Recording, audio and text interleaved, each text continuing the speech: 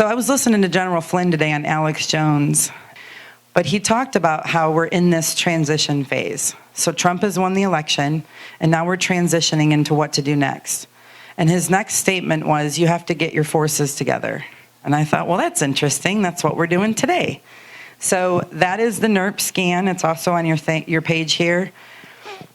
I love General Flynn, though. I love the fact that that's exactly, he's telling people that local action has national impact. And it's exactly what we're here to do.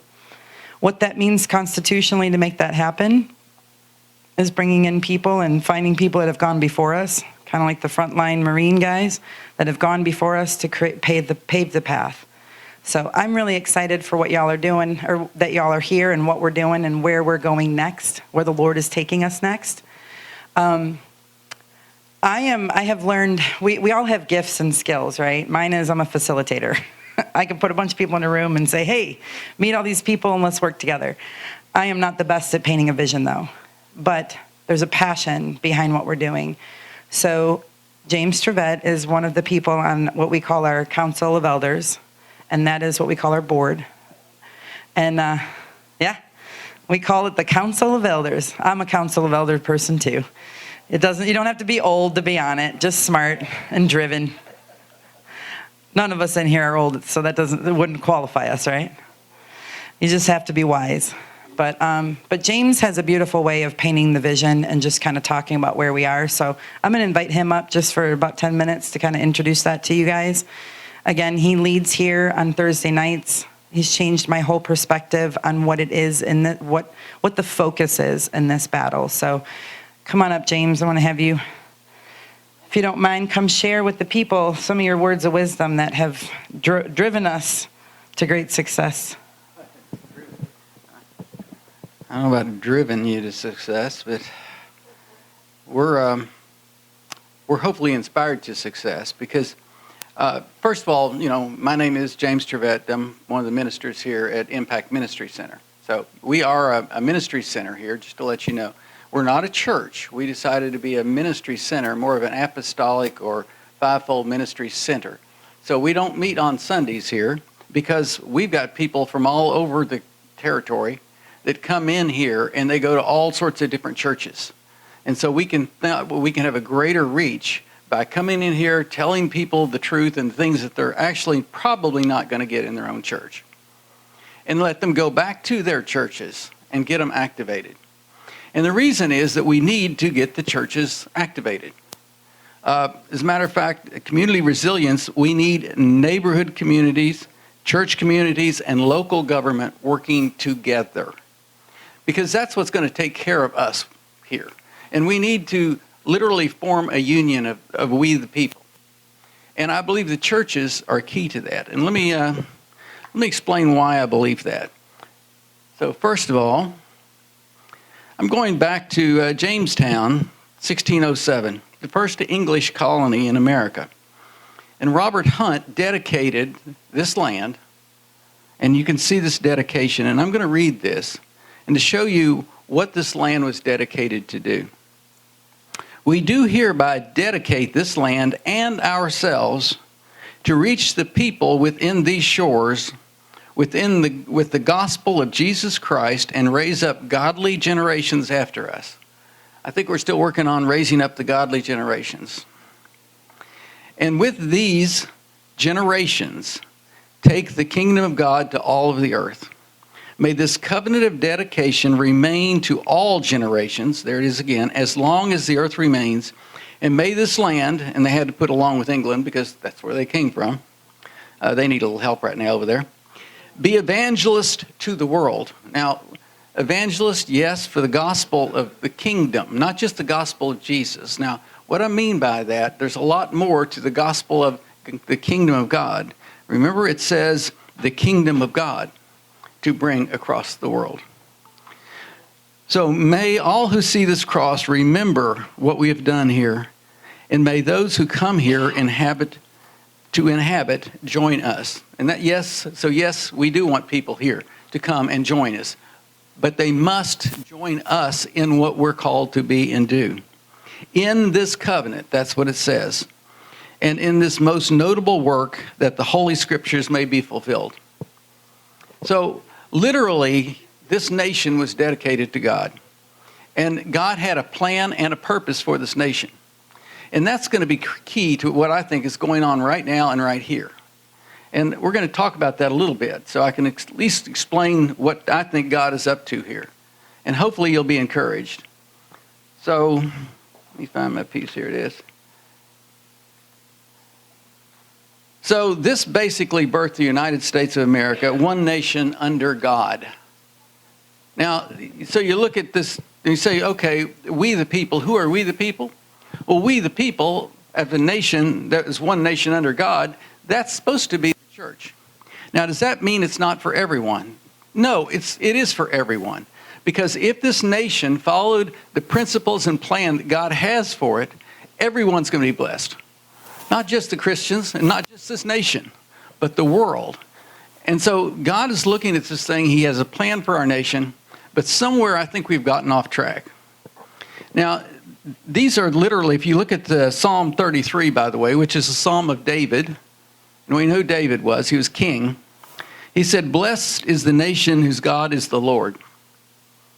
And there's this plan, because under the next verse, though, says, "The people he has chosen as his own inheritance." So what we've got to understand is God has a purpose for America, a plan and a purpose. And if we've missed it, he's going to put some correction in, and I believe that's exactly what's happening now. So we must understand that, because it says for his own inheritance, and what does that mean?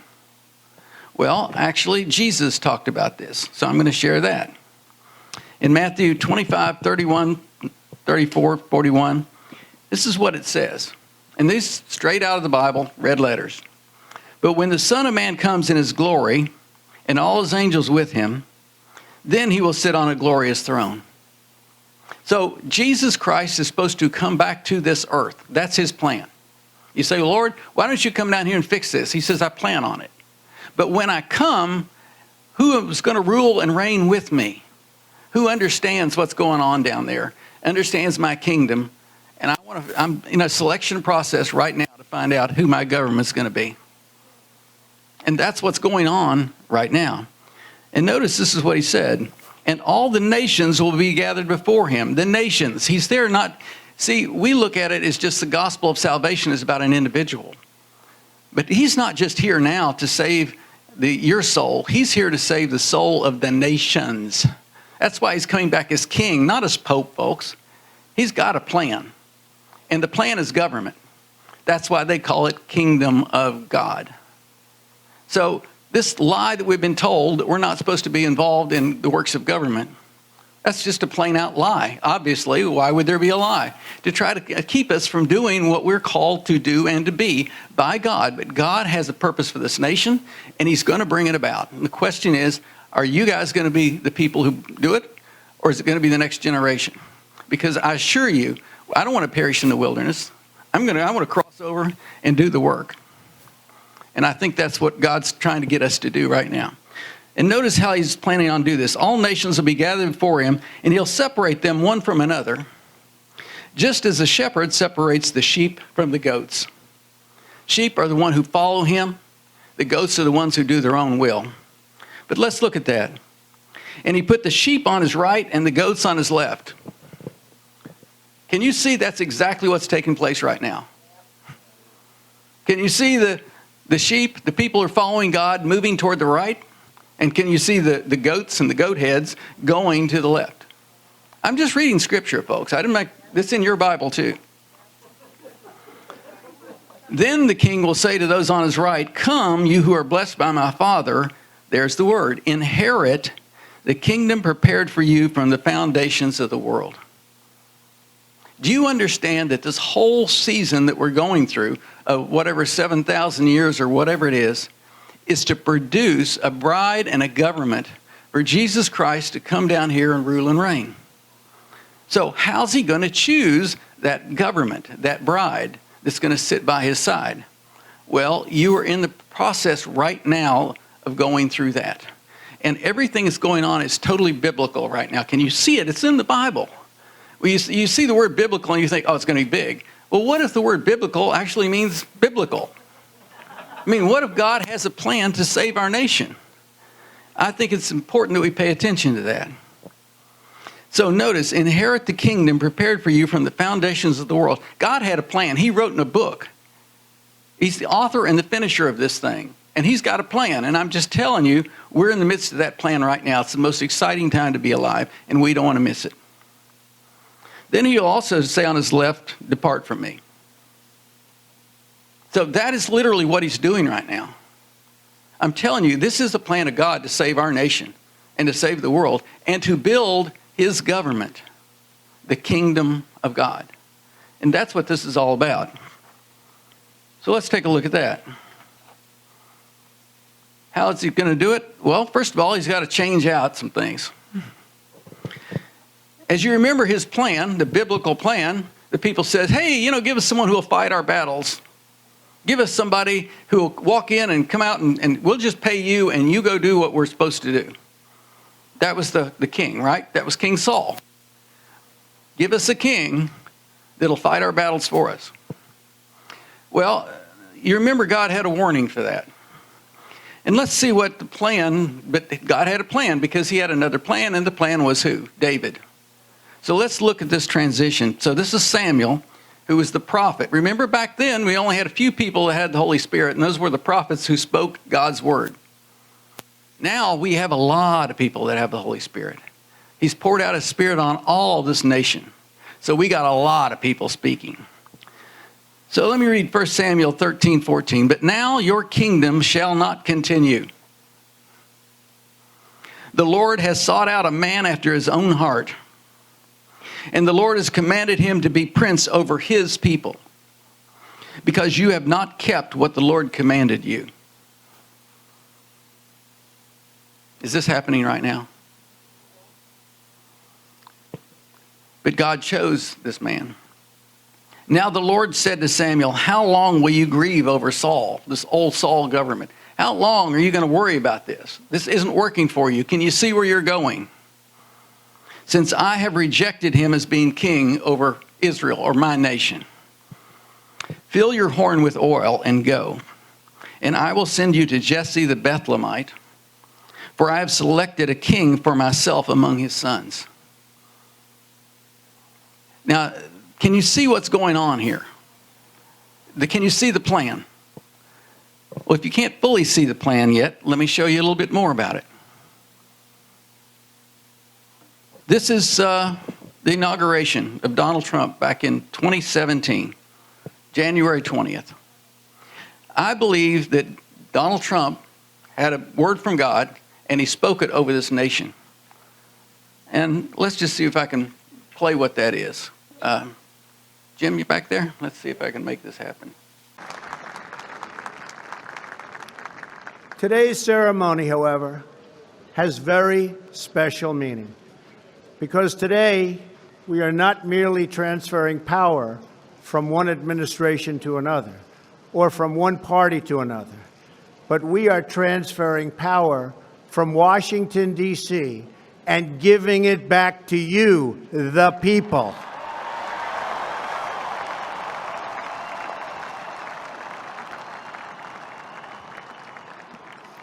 For too long, a small group in our nation's capital has reaped the rewards of government while the people have borne the cost.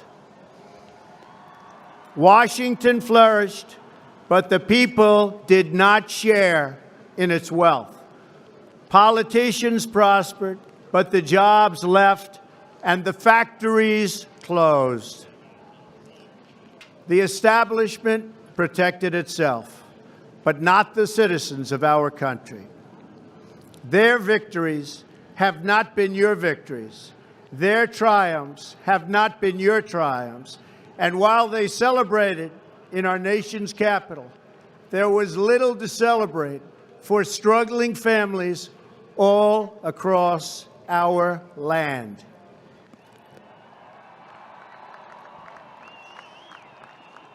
That all changes starting right here and right now because this moment is your moment. It belongs to you.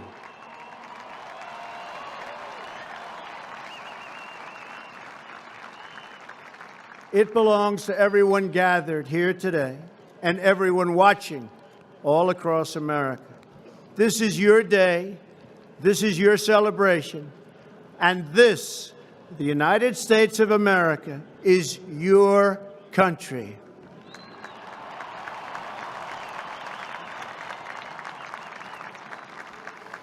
What truly matters is not which party controls our government, but whether our government is controlled by the people.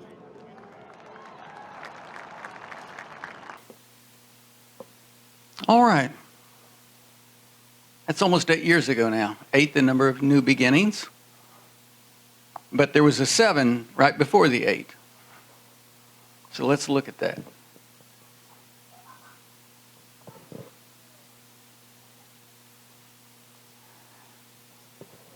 Let me read Joshua.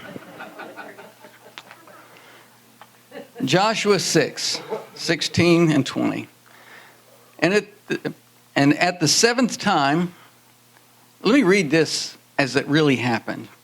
And after 7 years of marching around the walls of Jericho, when the priests, the people of God, blew their trumpet, Joshua said to the people, "Shout, for the Lord has given you the city."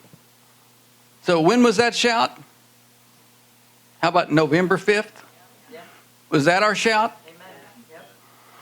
So the people shouted, and the priest blew the trumpet. And when the people heard the sound of the trumpet, that's a message from God, the people shouted with a great shout, and the walls fell down flat, so that the people went in and took the city, everyone straight ahead, and they took the city.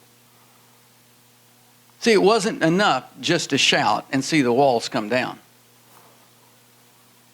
So is it clear now that there was a plan here? And the plan started back in 2017 when Trump took office and gave this word from God. So what was the problem? Because he said this starts here and it starts now. But what was the problem? It wasn't finished then, was it? Why? Because what was the problem? How about the people of God? How about we the people? Were we ready to take responsibility at that time? No, we just said, let him handle all this. And so what did we end up with? We ended up 3.5 years of good and 3.5 years of bad. It's going to be biblical. We ended up with 7 years of kingdom school that ended in January of this year. So it woke up a lot of people. And hopefully it prepared us to assume the responsibility that God has in his plan for us. That's where we are right now. God had a plan. Can you see the plan? It couldn't be more perfect. Well, this is that 8th day. It's time. But the power has to go back to we the people. So was there a plan for that? Did our forefathers even consider a plan for that? Yes, they did. Tremendously. The community of we the people.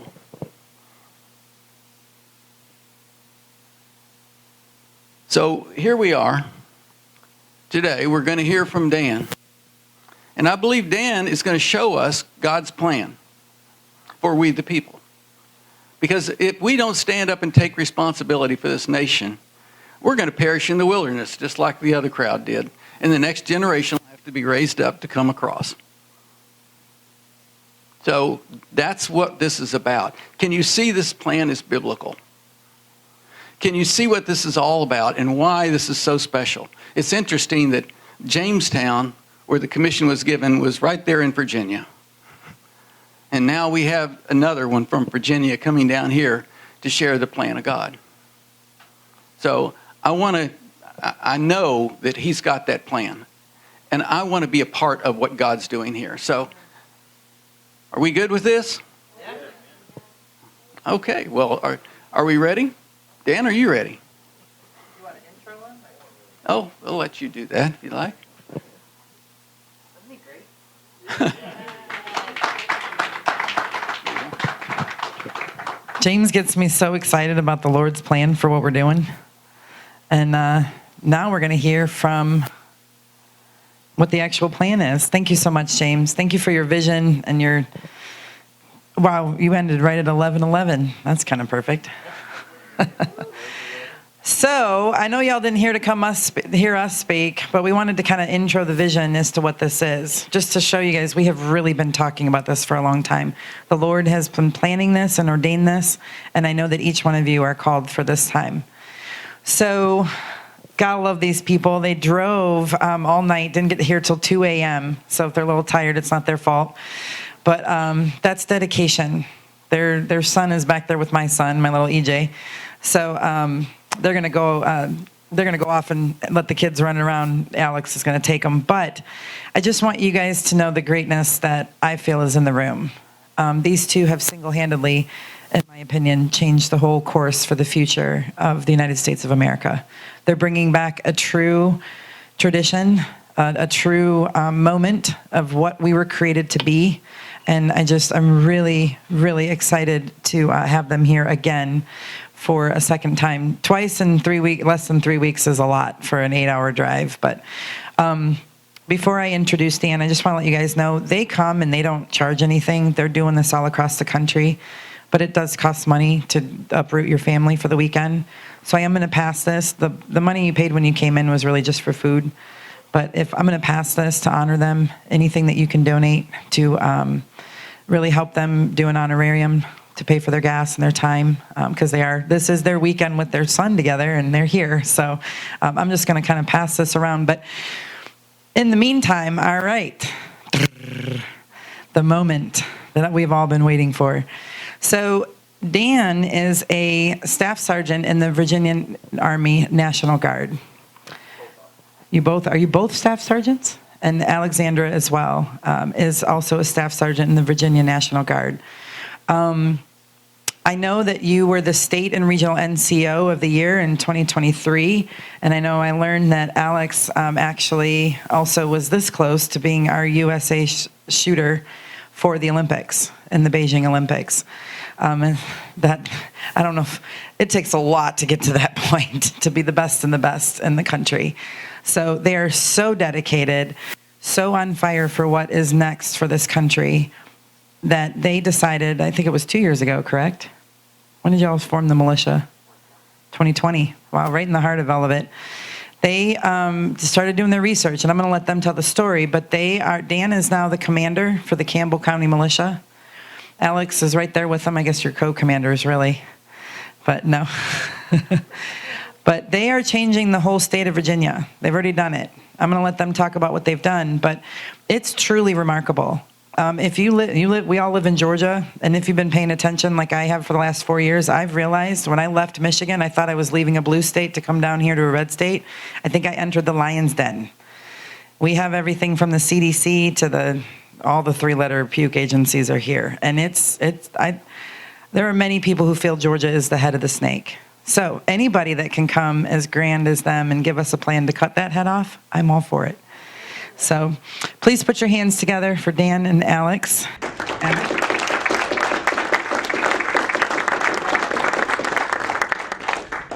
We'll see if the lapel mic is working. Is it working?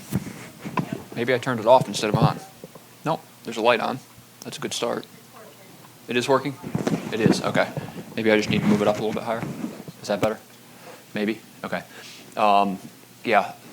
How many of you guys were here last time? Cool. And new people? More. Okay, good. All right, cool. All right, well, this... Wonderful. So this is my wife, Alex. She is my partner in crime in, well, pretty much everything. And her son, my stepson, Gunner's playing in the other room. And when are you guys shelling out of here? Okay, so they're going to shell out of here pretty soon, go to a battlefield and learn some history and let 8-year-olds expend some energy, wear them out, and keep them in shape. So, but I did want to introduce Alex so that you guys know her face. Hopefully she'll be back here before we're wrapped up, maybe not. Okay, cool. She is a fantastic resource, especially when it comes to the organizational side and a lot of the She has a lot better grasp or understanding of the homesteading and the community side of the militia than I do. So if you guys get a chance, definitely pin her down and bend her ear about that stuff. And as far as getting information from us in response to text messages and things of that nature, that's her, not me. So, yeah, do you have anything you would like to say or add at this time, sweetheart?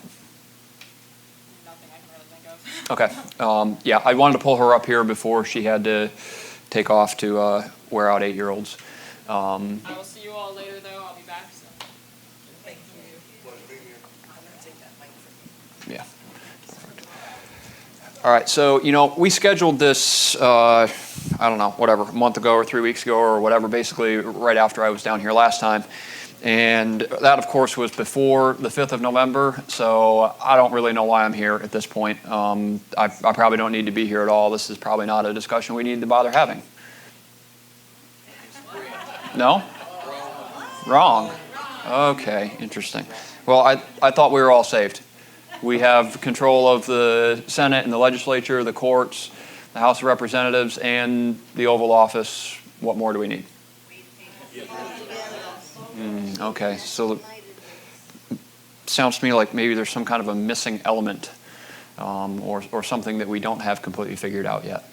I look at the political energy that Trump has generated, particularly this go-round. He had a lot of energy in 2016, but then in his subsequent bids for re-election, the energy is unlike anything I've ever seen. Certainly not anywhere in the world in my lifetime. And I think there's a pretty particular reason that he's generated that kind of energy, and it's hope. Donald Trump represents, or people are placing their hope in him. Unfortunately, that hope is misplaced. Not because Trump's a bad guy, not because he's not going to do what he says he's going to do or anything like that, not because the inauguration speech that he gave there is incorrect or he's lying or anything like that. That's not the case. But what we have in America is we have a constitutional republic. And it was never built in such a way that it could be saved by a man. It can't be saved by one man, and it can't be saved by a select group of men. And when I say select group of men, I mean 218 congressmen, 51 senators, 5 out of 9 justices. Cannot be saved by them. When you have a government that is commissioned by we the people of these United States, it can only be saved or preserved by we the people of these United States. They are the only ones who can save or protect it. If you look at the Constitution, what is the Constitution? Its simplest definition, what is the Constitution? It's a contract. That's pretty accurate. I would say that it's a delegation of authority. We, the people of these United States, commission you, government, to accomplish this mission. We've structured it in this way. Let's get rid of that. See, like this, something swinging in the corner of my vision there. We've commissioned you, government, to accomplish this mission within this set of parameters. You're going to be structured in this fashion. You're going to function in this way. And we have delegated that authority to you. We can do that, right? We can delegate authority. How many military background? Anybody here with a military background? Okay. Then you guys are all very familiar with the principle of delegated authority, right? You can delegate authority as a senior officer or senior non-commissioned officer to junior officers or non-commissioned officers to act on your behalf. When there's an E5 that's sitting at the staff duty desk for the battalion, he is acting with the authority of the battalion commander. So we can delegate authority. Now, what if something happens on that staff duty shift? What if there is some kind of catastrophe? Ultimately, whose fault is it? Whose responsibility is the maintenance of the battalion? It's the commander's, right? Because we can delegate authority, but responsibility can never be delegated. Can never be delegated. So who is responsible? In America, we're real good at blaming government. We're great at saying, well, this is the fault of the courts. If the courts would do their job, if the House of Representatives would control the purse like they're supposed to and stop authorizing unlimited spending, we would never be in this position. If we could get a commander-in-chief who was worth a darn in the Oval Office, this wouldn't happen. We're real good at saying that. Authority was delegated. who is responsible for the condition, who is responsible for the train wreck, which is government in America today? I am responsible for this train wreck. It is my fault that my government is a mess.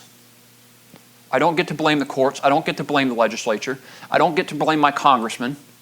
I don't get to blame state government or local government. It is my fault because I failed to do what I was supposed to do with that responsibility. I failed to be responsible for the condition of my government. You know, I would make the argument that the biggest obstacle to me as a commander of a constitutional militia is indoctrination. We like to say that we have public schools. It's kind of a misnomer. We have government indoctrination centers. If there's educators in the room, I'm not attacking you, but when you have a federal Department of Education, it is purpose-built or committed to protecting what? Its power base, the federal government. That's what it does. And I believe that it deliberately miseducates people in a whole bunch of ways on everything that you can think of, from religion to nutrition and everything in between, but particularly in the realm of civics. Do we even have that? Is that even a course? Do high school students even know what the word civics means today? How many are old enough to have taken civics? It was a class in school. And then they changed it to government, and now that doesn't even exist. I would say that in the realm of civics, there are 3 key points that government indoctrination centers deliberately miseducate on. One of those is, what form of government do we have in America? I'm hearing 2 answers. One of them is the answer that we see everywhere and hear everywhere, which is democracy. But this is not. This is a constitutional republic. They are fundamentally different. This is not a democracy. Caveat to that. It is functioning as a democracy.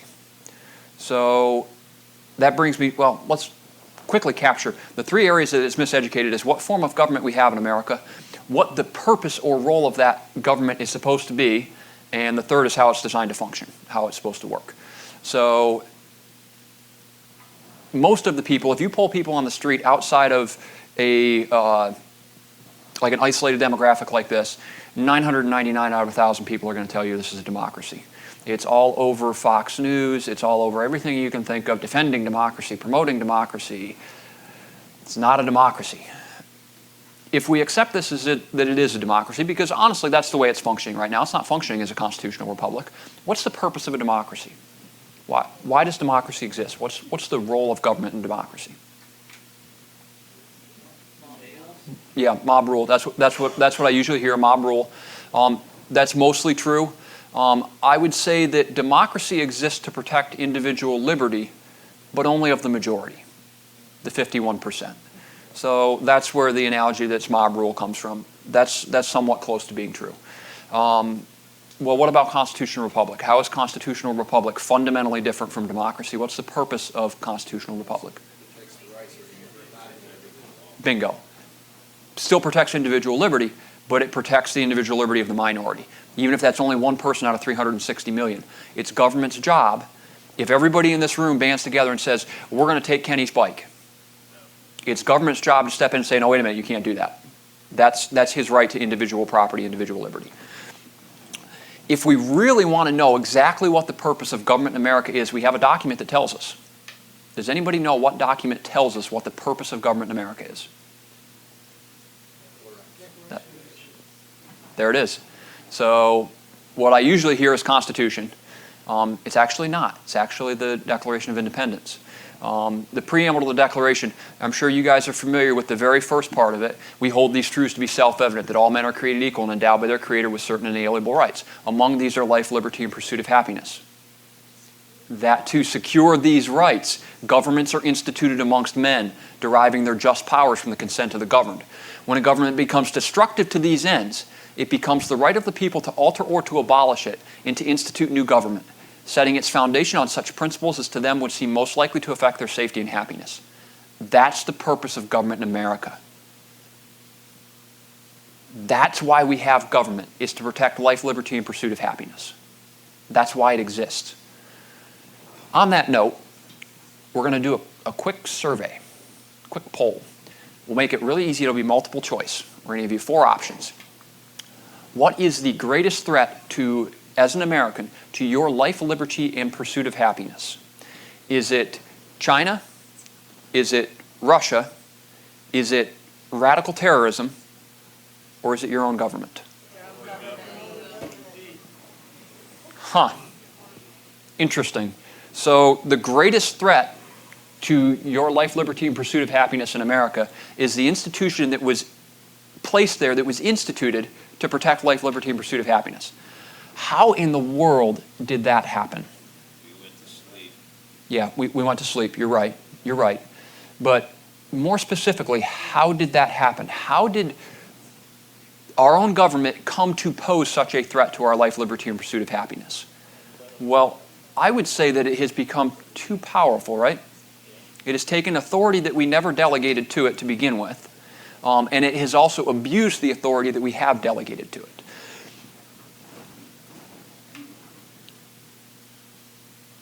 What is designed to check or restrain the power of government? If we understand that government has become too powerful and it has abused the authority given to it, what is supposed to check or restrain the power of government in America? Maybe. Maybe. Well, most people would say, oh, well, we have 3 distinct branches of government, and we have a system of checks and balances that exist within those branches. So the judicial branch can check the executive and the legislative, and the executive can check the judicial and the legislative, and so on and so forth. But that's only partially true. That system of checks and balances does exist, and we do have 3 distinct branches of government. But that system of checks and balances exists to prevent one branch from becoming disproportionately powerful. That system exists to prevent the legislative or the executive branch from becoming a king. It prevents the courts from legislating from the bench. That's why we have a system of checks and balances. What prevents the entire system, all 3 branches, from turning into what we have today, which is a federal, well, I would call it pretty close to a tyranny. What prevents that scenario? That's right, it has to be us. But more specifically, what is the organization? I would say that there is, ultimately, so we said the Constitution is a delegation of authority, right? And what does it do? It checks the authority that we delegated, right? It sets parameters. Government, you can have this much and no more. You look at the 10th Amendment. Any power not specifically delegated to the federal government in this document belongs to the states and to the people. So the Constitution checks the power of government, or is supposed to. But what enforces the Constitution? I would say that there is a constitutional enforcement agency. It is the militia. Because if you look at the Second Amendment, again, going back to our indoctrination, let's poll people on the street and ask them, what does the Second Amendment say? Second Amendment to the United States Constitution. It's pretty short. What does it say? That's what you always hear. That's the right of the people to keep and bear arms shall not be infringed. True. What's the first half say? A well-regulated militia being necessary to the security of a free state. Incidentally, that is the only place in the Constitution or the Bill of Rights that the word necessary appears.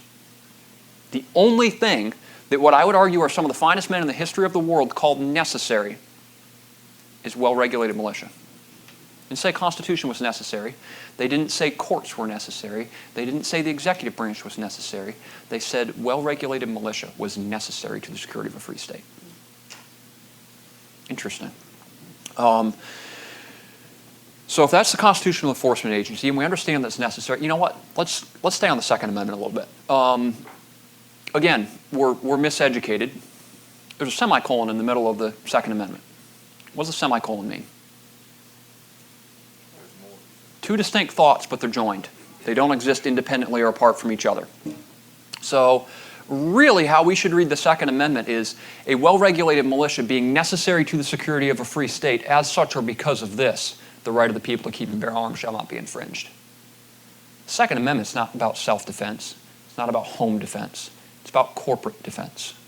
That's the purpose of the Second Amendment. The intent was not that you had guns so that you could protect yourself from robbers. It was because you were expected to serve in the militia. Because that was a responsibility.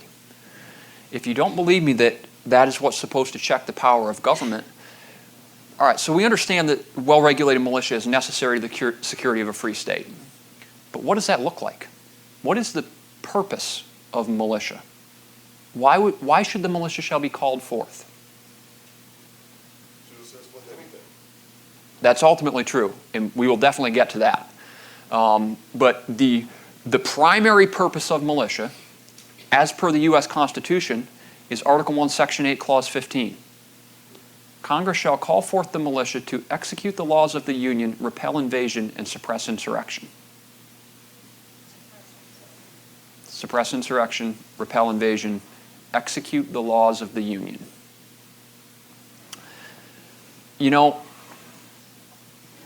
the Second Amendment doesn't say war or violence is necessary to the security of a free state, does it? But I think that's the way a lot of people read it. But that's not what it says. It says the existence of the organization is what's necessary. You know, we have this idea in America of power of the people, right? We hear that phrase thrown around pretty regularly, that we have this idea of power of the people in America. What does that mean, though?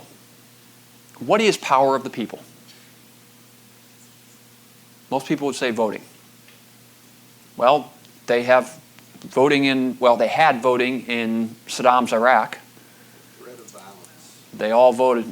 Interesting. Keep that to yourself for a minute. You already watched him talk. You've cheated. Voting is not a real power. Everyone in Russia votes for Putin somehow.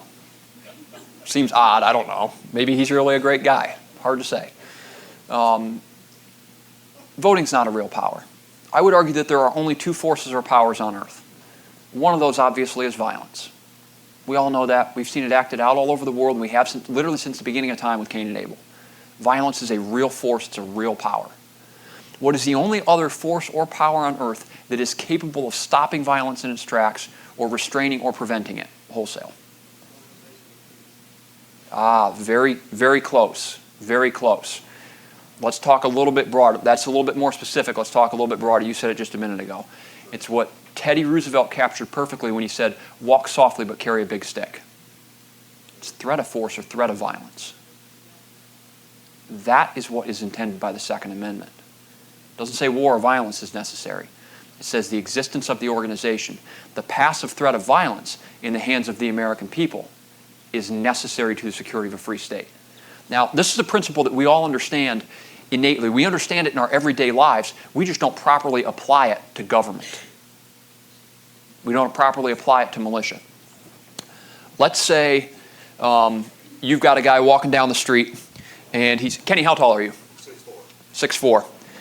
6'4", big jacked burly dude, sleeve tattoos all up and down his arms, grunt style t-shirt that's one size too small on, cowboy boots. Are bad guys likely to pick on that guy? Not likely. Now, what about my wife? 5'4" in yoga pants, blonde hair. More likely, right? Yeah, it would be their mistake, right? It would be their mistake. Now, what about the 4'11" lady with the walker? It's got that funny little crocheted bag that hangs on the front of it. There's probably a 38 in there, but that's beside the point. Are they more likely to pick on her? Yes. Yeah. Why? Because the Captain America looking dude has a passive threat of violence that goes everywhere that he goes. Because he's big and jacked and burly and tough looking. What about law enforcement? Do we understand it with law enforcement? We do. What is the uniform, the badge, the gun? What does all that mean? The marked cruiser means there's a passive threat there, right? Cop doesn't walk in and say, I have the backing of the law. I can arrest people. I can execute violence. I have a firearm. They don't say that. Don't have any reason to, right? Because they have a uniform and a badge and a gun and all that. It says that passively. What about militia? So I'm very close friends with Congressman Bob Good, and he routinely introduces me to other politicians. And I had the opportunity to meet Ron DeSantis. And Bob introduces me to Ron, and he says, hey, Ron, I've got a young man here I'd really like you to meet. This is Dan Abbott. He's the commander of the Campbell County Militia. And as Bob is saying that, Ron is already reaching to shake my hand. And just about the time that he grabs my hand, the word militia comes out of Bob's mouth. Now, in Ron's defense, he handled it quite well, in my opinion. He continued to shake my hand and said, oh, great, it's a pleasure to meet you, whatever. But what did his facial expression do when the word militia came out of Bob's mouth? Any other name for any other organization in the country, with the exception of the KKK or something stupid like that, could have come out of Bob's mouth and there would have been no reaction. If Bob had said, this is Dan, he's the commander of Campbell County Constitutional Guard, Ron would have gone, oh, great, boy, that sounds like a great organization. But militia hit differently, didn't it? Now, I have never been introduced, this is Dan, he's the commander of the militia, these people have guns, they're not scared to use them. It's never happened. Why not? Because you don't need to. Because the word militia carries a passive threat with it. That word still means something. I'm unwilling to yield that vocabulary back to the left. They're not having the word. It has historical relevance, and it still means something. They can't have it. So, three purposes that are found there. I believe that all three of those purposes can be effectively accomplished through that Teddy Roosevelt principle, walk softly, carry a big stick. Let's look at them. Let's break it down. Execute the laws of the Union. We're going to come to that one last. Repel invasion, suppress insurrection. Repel invasion. Does the existence of well-regulated militia restrain foreign powers? Heck yeah, it does. If you don't believe me, let's talk about Admiral Yamamoto. He was the senior admiral for Imperial Japan. You're going to get a little bit of a history lesson here, too. Did you guys know that Admiral Yamamoto studied at Harvard in the States? He did. So he had a much better look at American culture than most in Imperial Japan. And there were, interestingly, Admiral Yamamoto was opposed to the bombing of Pearl Harbor. He thought that was a terrible idea because he knew that it would get the U.S. to handle the war, and he didn't want any part of that. And so he actually made the statement after the bombing that he feared they'd made a horrible mistake, that they had awoke a sleeping giant, which was accurate. The other thing that he said is they asked him about an invasion of the mainland. They said, America's ability to make war in the Pacific was decimated after Pearl Harbor. They were on their heels. Why didn't you press the advantage and invade the mainland? He said, we would never invade the mainland. There'd be a gun behind every blade of grass. That's right. You need to understand that Imperial Japan invaded mainland China and killed 36 million people. 36 million. But they would never invade America because there'd be a gun behind every blade of grass. Yeah, the American people possess a passive threat of violence that foreign powers understand very, very well. What about suppress insurrections? So, I'm from Campbell County, Virginia. We have a well-trained, organized, well-regulated constitutional militia that is formally recognized by our county government, that has a bulletproof relationship with our Board of Supervisors and our Sheriff's Department, and we boast over 500 members. Would that be a good place for a riot? Probably not. Probably not.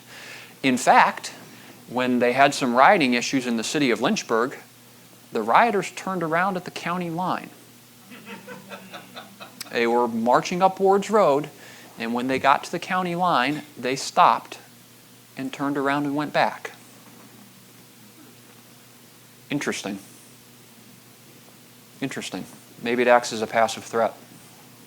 Maybe it restrains bad people. So let's go to the third reason for militia as per the Constitution, which is to execute the laws of the Union. What is meant by execute laws of the Union? Well, what are the laws of the Union for starters? What's the supreme law of the land? I'm hearing somebody saying it. Constitution. The Constitution is the supreme law of the land. The Supremacy Clause establishes that, and the courts The Supreme Court has ruled on 9 separate occasions that the U.S. Constitution and the Bill of Rights are the supreme law of the land, that no state or locality has the authority to violate those documents. So, supreme law of the land is the U.S. Constitution. What enforces the Constitution? We already established that that's rules for government. That's not rules for us, right? The Constitution doesn't apply to me necessarily. It applies to government. Who enforces it? Well, let's back up a little bit. What is necessary for government to exist? In order to have government, in order to have laws, what do you have to have? Consent of the governed. I don't think that's true. In America, I think that's supposed to be true. But did they have to have consent of the governed in Saddam's Iraq? Certainly not. So what do they have to have? Power. They have to have the ability to compel obedience, right? Because if there is no ability to compel obedience, it's not law. Now it's just more guidelines than actual rules. So there has to be the ability to compel obedience. What's different about America, though? This is the great American experiment in what? Self-governance. This is the great American experiment in self-governance. So where is the monopoly on force designed to reside in America? In the hands of the people. Government is not supposed to have the ability to compel obedience without the people. Because America is different. In America, you have to have the consent of the governed. America's different. It's not like other places. Constitutional republic is different. It's not like other places. Why is it different? Because the Almighty built this. That's why it's different. Because we were entrusted with the finest republic that has ever existed in the history of the world. That's why America's different. That's why it functions that way. That's why it requires the consent of the governed. It's because the Almighty built it that way. Lost my train of thought there a little bit. All right, so supreme law of the land. A government has to have the ability to compel obedience. So who compels obedience to the supreme law of the land? What is the mechanism that is in place to compel that obedience? Sort of. Somebody said courts. Do courts in and of themselves have the ability to compel obedience? Right. They need what? Law enforcement to compel the obedience. So what do we have in America that is supposed to compel the obedience of those that the supreme law of the land applies to government? It's the militia. I call it the Constitutional Enforcement Agency. That's what is in place, as per the Constitution, to compel government to obey the supreme law of the land. And what did we do? We abdicated it. We did nothing. We did nothing. You know, there's a beautiful principle that is found in the Declaration of Independence. If you look at, if you're not super familiar with the Declaration, what the Declaration is, yeah, it's a Declaration of Independence, but it's a list of complaints against Parliament and the King. And I think there's, and somebody correct me if I'm wrong, 21, 23, something like that, individual complaints there that we list against the Crown.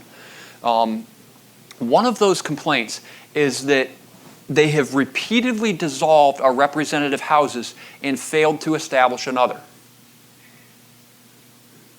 Repeatedly dissolved the representative houses and failed to establish another. The interesting part is that it then says legislative powers which are incapable of annihilation have returned to the people at large for their exercise. So rights which are incapable of annihilation have returned to the people at large for their exercise. So what happened there? We delegated authority to government to establish legislative houses, representative houses, and they repeatedly dissolved them and failed to establish another. So they have failed in their responsibility. They have failed at accomplishing the mission that was using the authority correctly that was delegated to them. Let's say Shannon owns a piece of property, she's going to have a house built. I'm a building contractor. And so Shannon and I sit down, we work through site plan, budget, blueprints, all this kind of stuff, and we come to a consensus. And I turn around and I go to Kenny, he's my project manager. And I give him all that. I give him the checkbooks, the trucks, the employees, the blueprints. I give him all that and say, hey, I need you to go forth and conquer, manage this project, build this house. And he doesn't do his job. He builds on the lot next door because he doesn't like her lot. He goes way over budget. It's not built to spec. Who is Shannon coming to? She's coming to me, right? Now, do I get to say, oh yeah, Kenny's fault, you're going to have to talk to him? Heck no. Because the responsibility is mine. Cannot be delegated. The exact same thing is true with government. If you look at legislative powers, they're incapable of annihilation, we delegate that to government, and they fail to do the job, Kenny doesn't do it, whose responsibility is it to make sure that the house gets built to spec, on time, et cetera, et cetera, et cetera? It's mine. That may mean that I have to fire Kenny. I've now got to hire somebody else, or I have to manage it myself. But it's my job to make sure that happens. If not, my business is going to fail, right? It's just going to cease to exist, and I will be unemployed.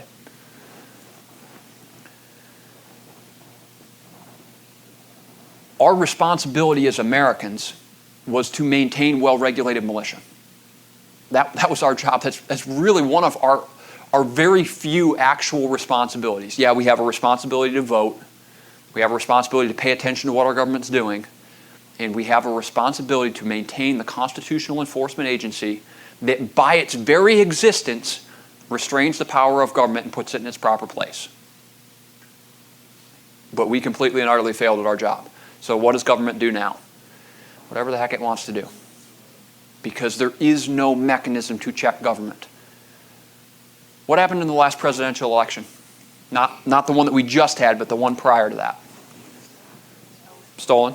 I'd agree with that. So what happened? We the people used our power to vote. Wait a minute. Never mind, that wasn't power, was it? We asked if we could have the guy that we wanted to represent us, and some people said no, and we said what? Why did we say okay?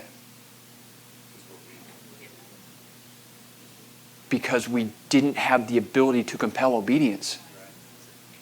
That's why we said okay. There is a giant difference between a bunch of people who have guns and well-regulated militia. This is not the same thing. There's a huge, huge difference. Well-regulated militia has the ability to speak with one voice. It has the ability to actually compel obedience through its very existence. Let me, since we're talking about that principle of restraining the power of government, what does it mean that Campbell County Militia's got 500 men at arms? In the grand scheme of things, what does that mean? Nothing. Nothing. All right, let's take a case study of the state of Virginia. The state of Virginia's got 133 counties or city municipalities statewide. 105 of them passed 2A sanctuary. You know what? We're going to talk about the history of Campbell County Militia for just a minute. Let's go all the way back. Do you guys remember the huge Lobby Day protest in Virginia in 2020? Right at the beginning of the year, we got a new liberal majority in the House of Delegates and the Senate. And immediately, before they even took office, we're coming with this gun control legislation here. This is what we're proposing. We're coming door to door. We're taking your AR-15s, yada, yada, yada. So the Virginia legislature actually has a very cool program that they do every year. It's called Lobby Day. So that is the day where they open up the legislature and anyone can come and petition your government for a redress of grievances. If you want to get on the floor of the House of Representatives, or not the House of Representatives, the House of Delegates or the Virginia Senate and petition your government, you can do it. This is your day. Come on down. Well, Virginia Citizens Defense League, which is a lobbying organization and a legal fund for firearms defense, said, okay, we're going to do exactly that. So they did a fantastic job of promoting it. and somewhere well in excess of 50,000 people showed up to the Virginia State Capitol. Not only did they completely mob the Capitol and the Capitol grounds, they mobbed and closed every street within like 10 blocks of the Virginia Capitol. Ultimately, government was like, yeah, that's cute, go away, we don't care. Because that's what government does, because they have a monopoly on force, right? But the second and third order effects of that were that county boards of supervisors and city councils and sheriffs started speaking out. Board of Supervisors were passing 2A sanctuary resolutions that said Campbell County is going to be a Second Amendment sanctuary county. So don't come here with your gun control. We're not going to enforce it. We're not going to use county resources for it. The sheriff's department's not going to enforce it. We don't want any part of it. Go away. Sheriffs are speaking out. They're saying the same thing. Don't bring your garbage here. I'm not going to enforce it. I'm not going to allow it. So ultimately, 105 of 133 counties or city municipalities in the state of Virginia passed a 2A sanctuary resolution. That's a monster majority. There were also a pile of other ones that voted on a resolution, but it failed like 5-4 or whatever. Let's take that case study of the state of Virginia. You've now got 105 counties or cities that have at least verbally defied Richmond. At the very least, they are willing to say, we will stand up for the individual liberty of our people. So let's say that 105 each had a 100-member constitutional militia. Now, I think that's a really low estimate. Like I said, Campbell County, we're sitting at 500 plus members. Let's do a little bit of quick math. You know what? I think we should figure the sheriff's department into the equation too. Let's say that there's 50 deputies per county. I think that the vast majority of law enforcement officers are red, white, and blue-blooded Americans. And I think that their spines would be significantly stiffened if they felt they had real backing. So let's say that those red, white, and blue-blooded American sheriffs now have real backing because they have men at arms to stand with them. So let's say there's 50 deputies per county. Again, really low estimate. A little bit of quick math tells us we're talking about north of 15,000 men at arms. For perspective, you guys heard I'm a staff sergeant with the Virginia Army National Guard. Do you guys know what the end strength for the Virginia Army National Guard is? 7,200 personnel. The whole thing, if we were at full strength, which we're not. How about Virginia State Police? 1,800, if they are at full strength. So if we operate under the assumption that every single member of the Virginia State Police and every single member of the Virginia Army National Guard are bootlicking communists and they will do anything that they're told without question, they'll go to door, they'll take guns, they'll do whatever they're told, which they are not, I promise you. But if they were, the math doesn't add up. Does government still have a monopoly on force if force of arms is residing in the hands of people? Interesting. Changes the dynamic.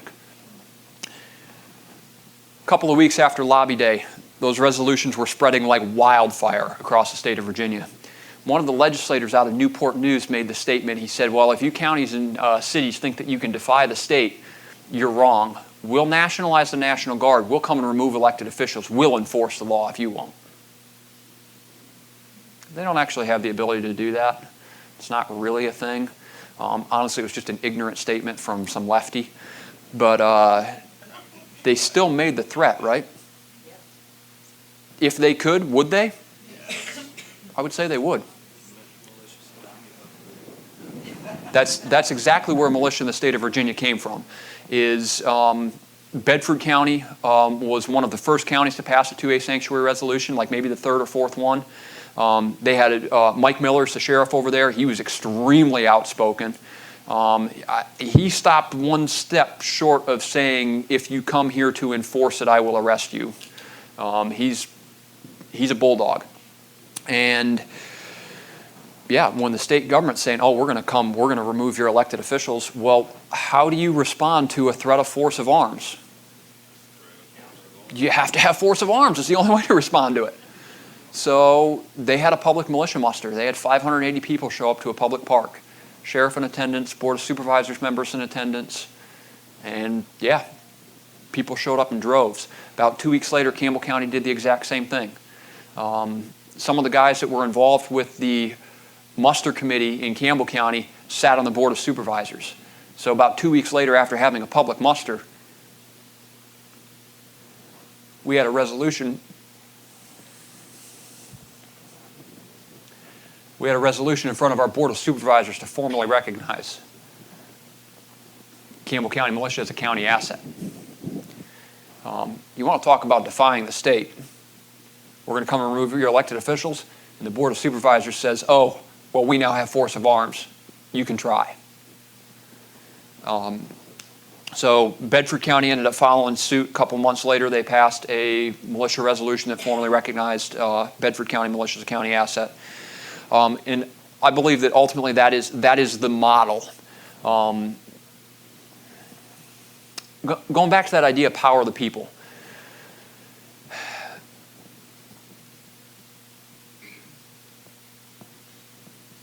Does the idea of power of the people mean that I can just basically do what I want? No, it doesn't, right? So the idea of power of the people is really built around the doctrine of the lesser magistrate. And the doctrine of the lesser magistrate, in a nutshell, says that power should reside at the lowest level where it's most easily accessed by and most easily influenced by the people. Because I am certainly not advocating for mob rule or warlords that retain force of arms. Where does the force of arms belong? Well, in America, it belongs in the hands of the lesser magistrate. That idea is being captured in the first half of the Second Amendment. Because the first half of the Second Amendment doesn't say that well-regulated militia is necessary to the security of the nation. It doesn't say necessary to the security of the federal government. It says necessary to the security of a free state. Because the state was the lesser magistrate. For perspective, can anybody tell me how many voters there were, registered voters, in the state of Virginia when the Constitution was ratified in 1789? 78,000. 495,000 residents. Now, keep in mind, this was Virginia, all of West Virginia, and huge portions of Ohio and Kentucky running all the way to the Mississippi River. The state of Virginia was enormous. It was the largest state or colony in the colonies. 78,000 voters. Any idea how many voters in Cherokee County?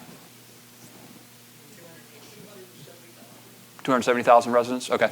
So those counties that are right outside of D.C. in Virginia, Fauquier, Prince William, Fairfax, those counties are all 500,000 people. So what is the lesser magistrate today? It's counties and cities. It's counties and cities. That is where power is designed to reside in America. Now, I've talked about lesser magistrate, and I said that power should reside there because it's most easily accessed by and most easily influenced by the people when it's at that level. What do I mean by that?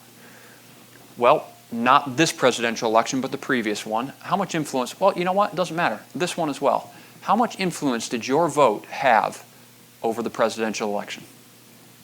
What, 80 million people voting per candidate, 160-some million people voting in total? How much does your vote mean? Very, very small amount. What about Board of Supervisors? Does anybody know what the vote spread is in this area for a Board of Supervisors race? 38,000. Commissioners, 30, about 32, 38. Okay, so Not so many votes. The spread is about 200 to 300. Okay, so 200 to 300 votes separate the winner from the loser. What wins local elections? Well, yeah, votes. Door knocking and phone calling. People getting boots on the ground doing the actual work. That's what wins and loses local elections. So 200 to 300 votes. Could the people in this room impact the outcome of a commissioner's election? Absolutely. Heck yeah, they could. They absolutely, positively can. When Campbell County Militia got that resolution passed, that was a 6-to-1 vote. Susan Hogg was the representative for the Timberlake District, and she voted against it, said we don't need people running around our streets with guns. Noted, Susan. The gentleman who is my executive officer for Campbell County Militia lives in the Timberlake District. Guess who ran against her next election cycle? I have 500 members. I can knock every single door in the district in 24 hours. You cannot beat us in a local election. So, yeah, she didn't even bother. She dropped out halfway through the race. Guess who now sits on the Board of Supervisors? Guess who will be the chairman of the board in a year? Justin Carwile, the executive officer for the county militia. Yeah, progress. All right, so we have influence over local elections in a way that we do not over state or federal elections. What about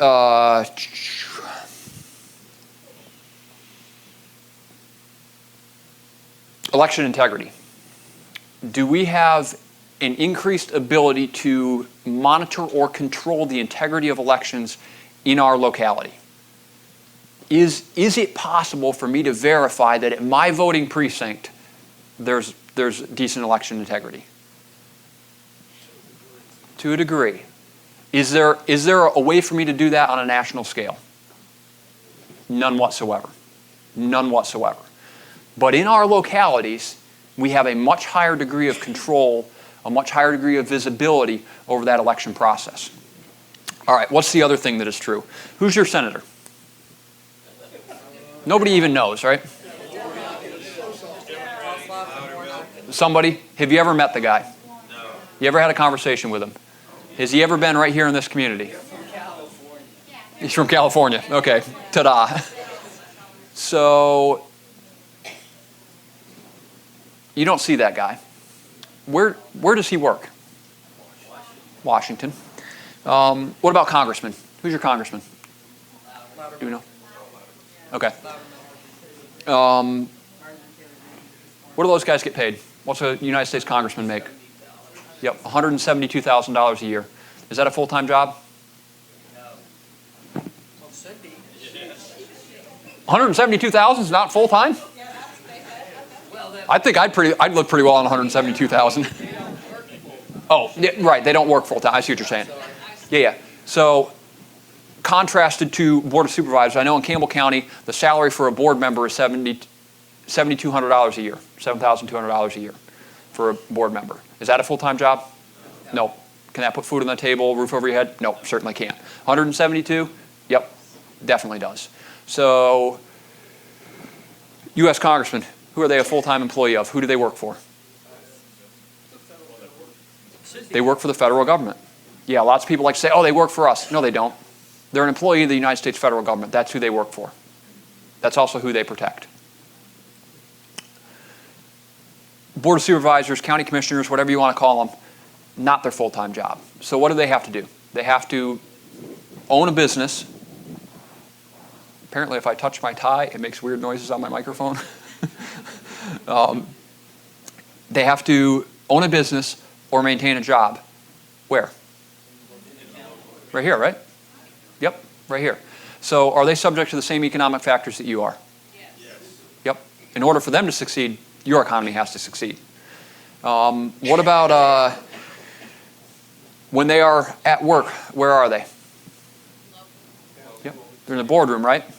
Who's in the room with the congressman when they're voting, making decisions, arguing, debating, whatever? No one. Just them.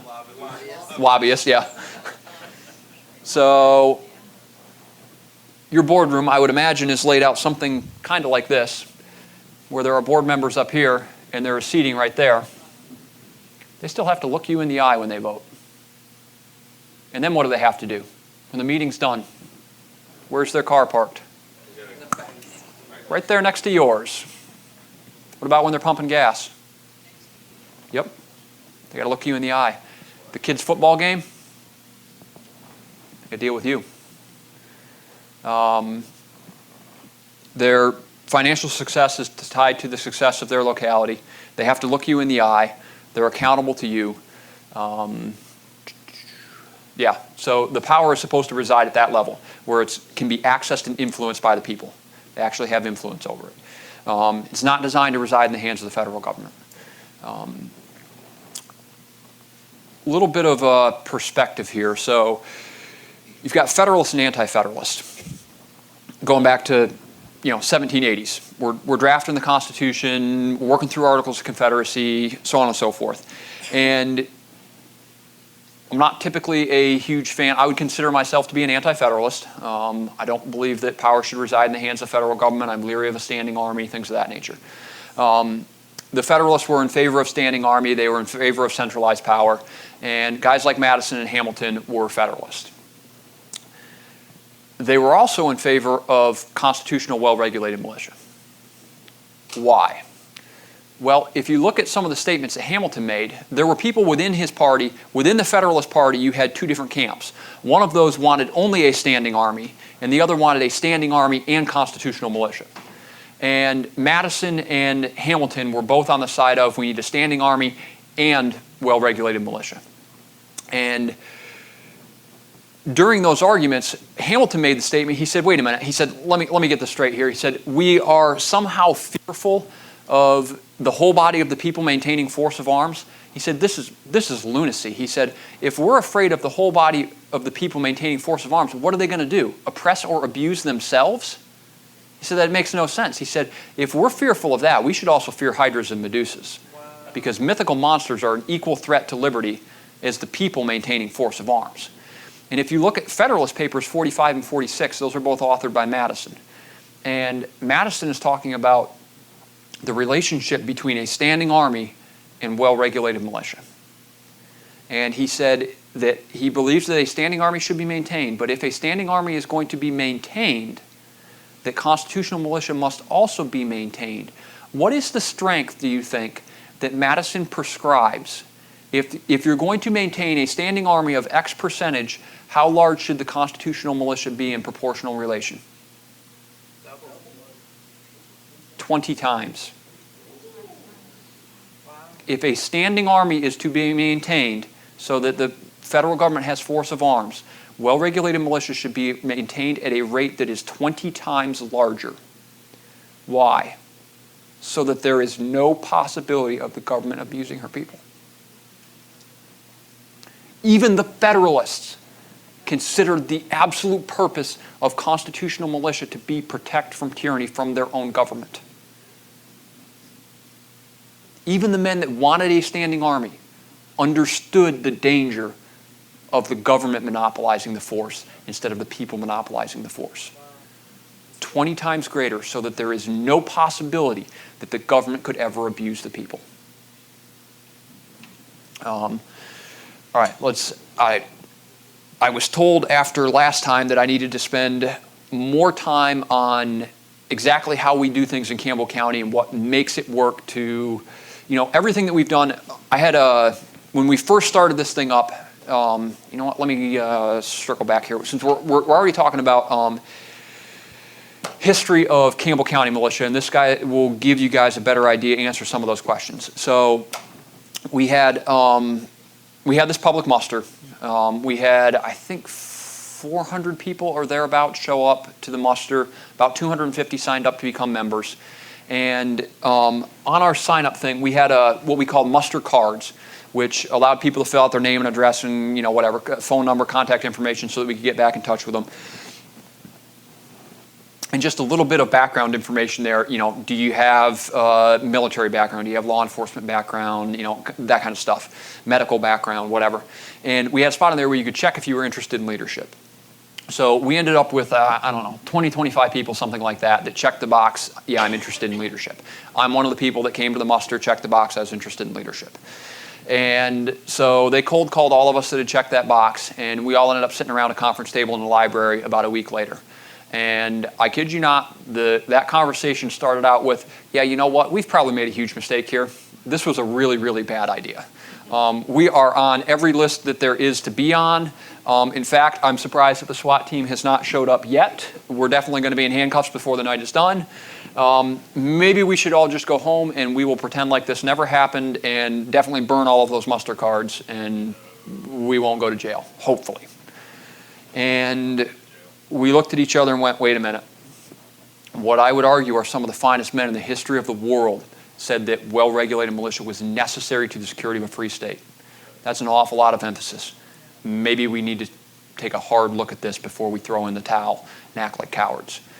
And so we started doing some digging. We said, okay, when I say the word militia, what do you guys think of? There we go.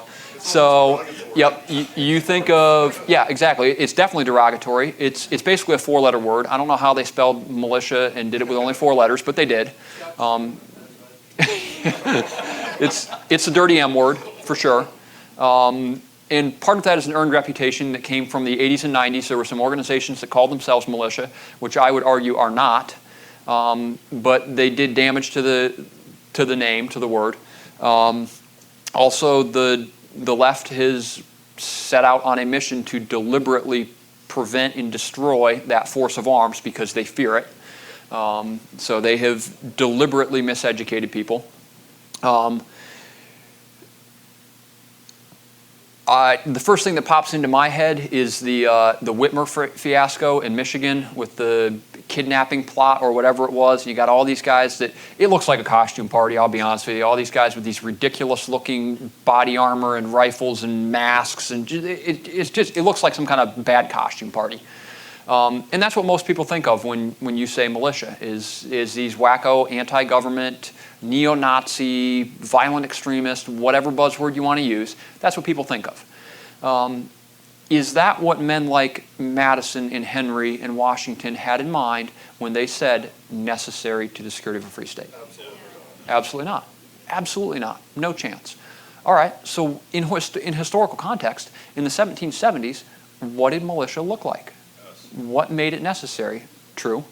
So we started doing a deep dive. Said, okay, what do these organizations look like? How do they function? What made them work? What made them tick? What made them what they needed to be? And we identified what we believed were 3 key tenets or principles of well-regulated militia that had to be present. And I have actually, since then, I have added a kind of a 4th. So the first one that we identified, we pulled right out of Virginia Code Section 44-1 and U.S. Title 10, as well as the second half of the Second Amendment. So Virginia Code Section 44-1 is the military portion of the Virginia Code. And it defines militia in the state of Virginia as having 3 distinct components. One of those is the Virginia Army National Guard. One of those is the VDF, or the Virginia Defense Force. And the third is the unorganized militia, which it further defines as being the whole body of the people, males ages 16 to 55, trained to arms. U.S. Title 10 says the exact same thing. It just changes the parameters from 16 to 55 to 18 to 45, and includes females that are enlisted in the Army National Guard or the Naval Militia. But really says the exact same thing. Almost every single state in the Union has those exact same code sections that reinforce that idea. Yes, Georgia has that code section as well. What does that sound like? Males ages 16 to 55 trained to arms. Military-aged males, right? All of the able-bodied men. That's the idea that's being captured there. And I believe that's absolutely essential, is that well-regulated militia must be made up of the whole body of the people. It's all of the military-aged males or all of the able-bodied men. The second part to that is why. Why did those organizations need that kind of manpower? Is it because they thought they all just needed a private army? I don't think so. That's part of it, but it's not the whole truth. Something that Kenny was touching on when he said something a few minutes ago. What do we have today that they did not have in the 1770s? Not the internet, not cell phones. Well, standing army, right? Right. What about huge law enforcement departments? Local, state, and federal. Didn't have any of them, right? Okay. What else? Fire departments. Fire departments. Huh. What about search and rescue teams? No. What about EMS? What about Department of Transportation? Highway Department? Huh. Yeah, they had less government for sure. For sure. So what happened when a building in town caught on fire? Who'd they call? They called the militia. They called all the able-bodied men. What happened when North Carolina happens? A storm comes through, wipes out the infrastructure, roads and bridges. Who fixes it? Americans. Americans, exactly. They call out all of the able-bodied men. What happens when the sheriff needs to enforce a law and needs a little bit of extra manpower? Somebody said it, posse. Well, in the 1770s, it was militia. After the Civil War, states lost the right to have militia. That was a stipulation of them re-entering the Union, is they gave up their right to maintain militia. Yep. Does government care what the Constitution says? I didn't realize they did.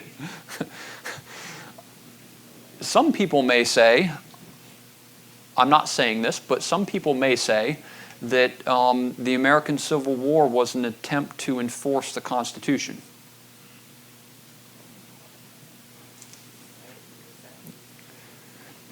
I see some people shaking their heads at me, and it's not the people I would expect to see shaking their heads at me. I would say that states that seceded were attempting to enforce the Constitution. Unfortunately, they were unsuccessful. That's neither here nor there. We're gonna leave that subject alone. Yeah, that was a stipulation of re-entering the Union. In addition to ratifying the 14th Amendment, which, in my opinion, the 14th Amendment doesn't belong, because if you have to coerce states into ratifying it, it doesn't belong. So yeah, two stipulations of re-entering the Union were that they had to surrender their right to maintain force of arms. The only exception to that was Tennessee. Tennessee was the last state to secede and the first to re-enter the Union, and they did not have to give up their right to maintain well-regulated militia. Every other state did. So after that, militia was not in common use the way that it was prior to the Civil War, and so they reinvented the wheel and used posse, which was the exact same thing. It was able-bodied or military-age males in the community who were at the disposal of the law enforcement officer when he needed additional manpower. So going all the way back to our 3 to 4 key principles there, these were not just an army of gunfighters, they were community support organizations. It didn't matter what the disaster was, they called the community support organization, which was well-regulated militia. So they covered down on the firefighting, they covered down on the Department of Transportation, they covered down, if they wanted to build a new church or a new town hall, new school, well, those are usually all the same building in the 1770s, but either way, if they wanted to build a new community building, who did they call? They called the militia. All the able-bodied men who were committed to preserving and protecting their community. Third characteristic that we identified was the quality of character of the men that led. Patrick Henry and Thomas Jefferson and George Washington and John Adams and Sam Adams, and the list just goes on and on and on and on and on. These are some of the finest men in the history of the world. They were the men that led those organizations and steered those ships. What do we know about those men? Who? Well, yes, true. What do we know about them in the 1770s? Who were they?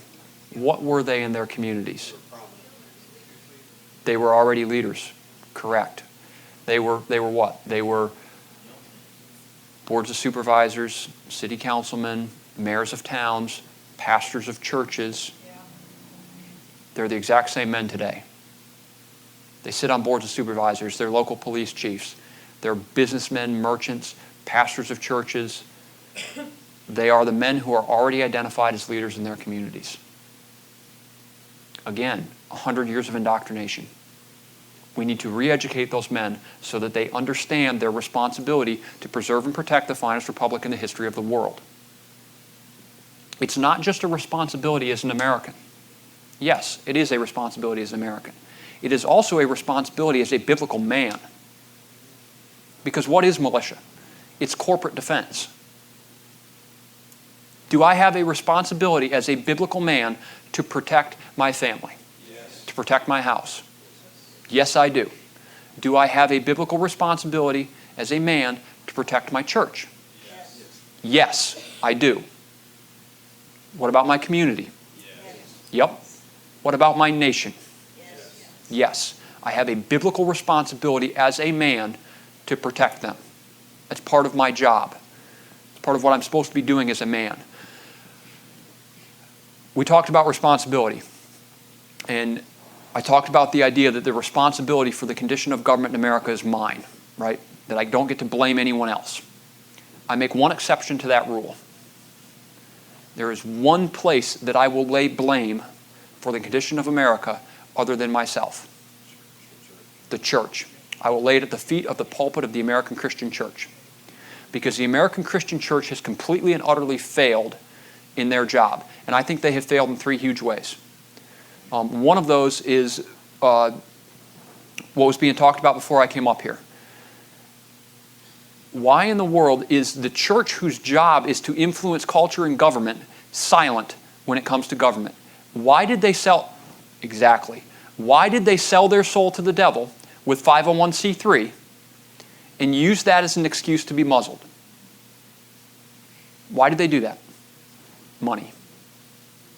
The same three people that assassinated Christ were the central bankers, the church, and the government. Interesting.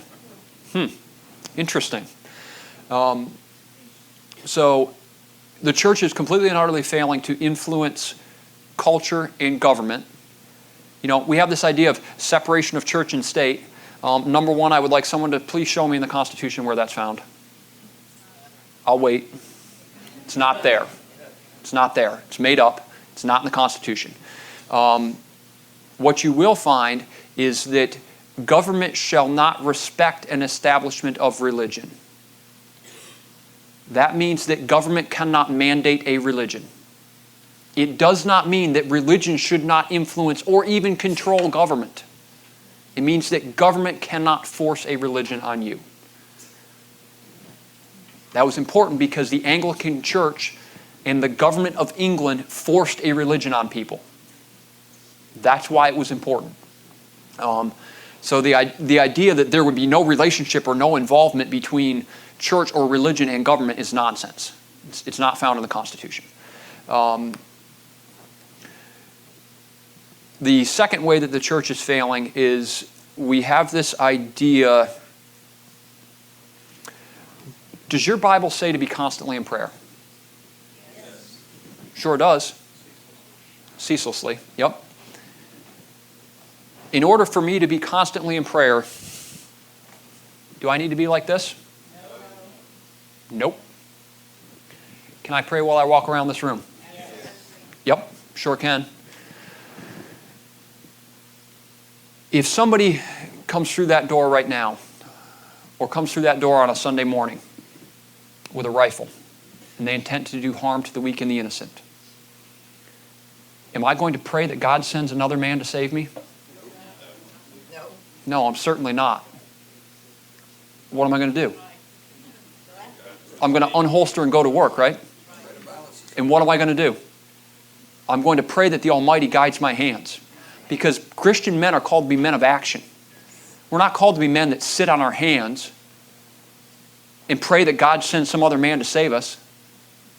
You will never hear me pray that the Almighty sends Trump to save us. And it's not because I don't like Trump. It's because the Almighty gave me absolutely everything that I need to preserve and protect the finest republic in the history of the world. Why would I pray that He sends someone else to save me? You know what we do as Americans? We stand on the tracks and pray that the Almighty works a miracle and stops the train. And He's looking at me and going, you got legs, get off the tracks. Move. Amen. Do something. Do anything other than sit on your ass. But we're real good at sitting around as the American church and doing nothing and praying that He sends someone to save us. It's nonsense. In the Constitution, He gave us every single thing that we need to preserve and protect this republic. He entrusted the finest republic that has ever existed in the history of the world to me. And He commanded me to be a good steward of that which I have been entrusted with. Yeah, I am wholly committed to preserving and protecting this republic. I'll tell you a quick story on there's an organization called the Liberty Seat Project. They teach lectures and seminars on American Revolutionary history. And I was listening to one of their seminars talking about Lexington and Concord. And the guy teaching the lecture was talking about as the British column was retrograding back to Boston after Concord. And there were two things that you needed to understand to fully appreciate the story. One of those is that in colonial military or militia culture, if you violated an order that was given you, you faced a firing squad or a noose. It was non-negotiable. What was the order of the day? John Parker gave it.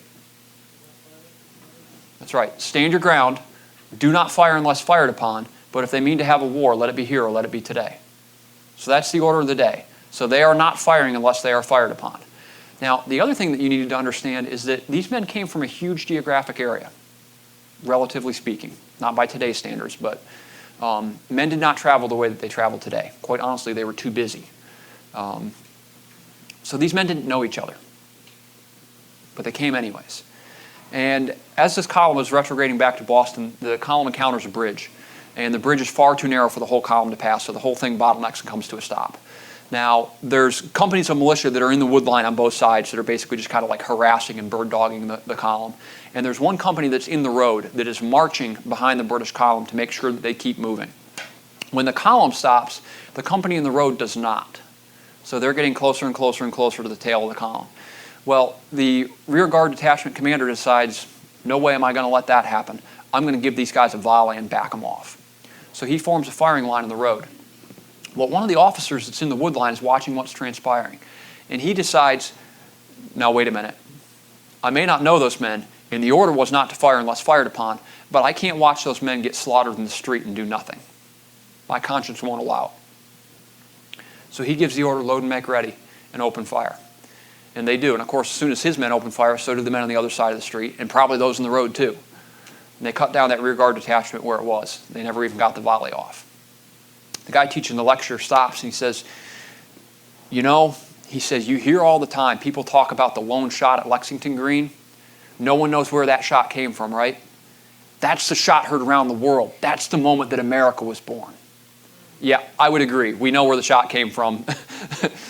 But generally speaking, it's promoted that, well, we don't know where the shot came from. That's the shot heard around the world. That's the moment that America was born. He said, I would say no. So that's not the moment America was born. He said, this is the moment that America was born. The moment that a man decided that he would lay down his life for the liberty of someone else that he doesn't even know, that he would face the firing squad or the noose for a man he doesn't know, he says, this is the moment that America was born. This is what makes America America. He said, what other nation in the history of the world has sent their young men by the hundreds of thousands to die on someone else's dirt for someone else's liberty? None. It has never happened in the history of the world. There is no other nation that has sent their young men to bathe someone else's soil in their blood, not to conquer, not to build an empire, not to rule that nation, but to literally buy someone else's liberty. It's something that's nearly impossible for Americans to understand or appreciate. You know, it wasn't that long ago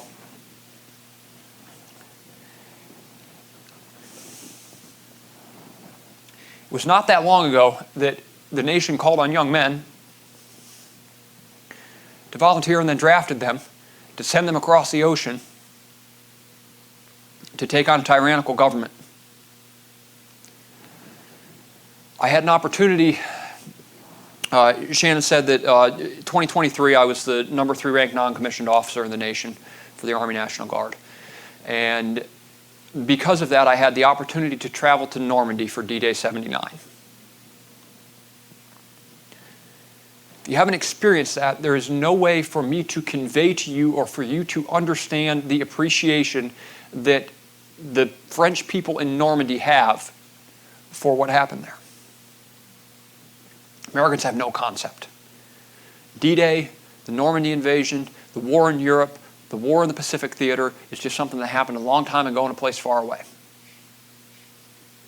Not for the French, it's not.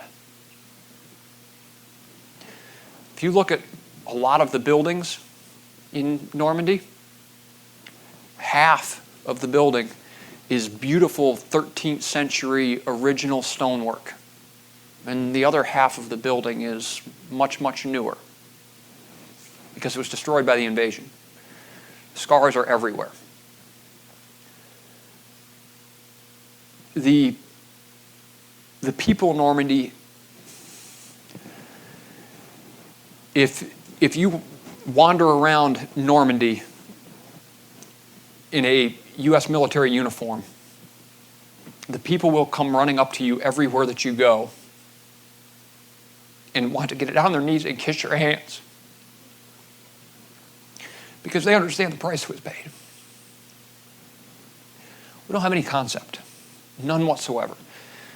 You guys understand that it took 3 months from the time that we initiated the beachhead on the 6th of June till we had liberated France. Cost 134,000 Americans their lives.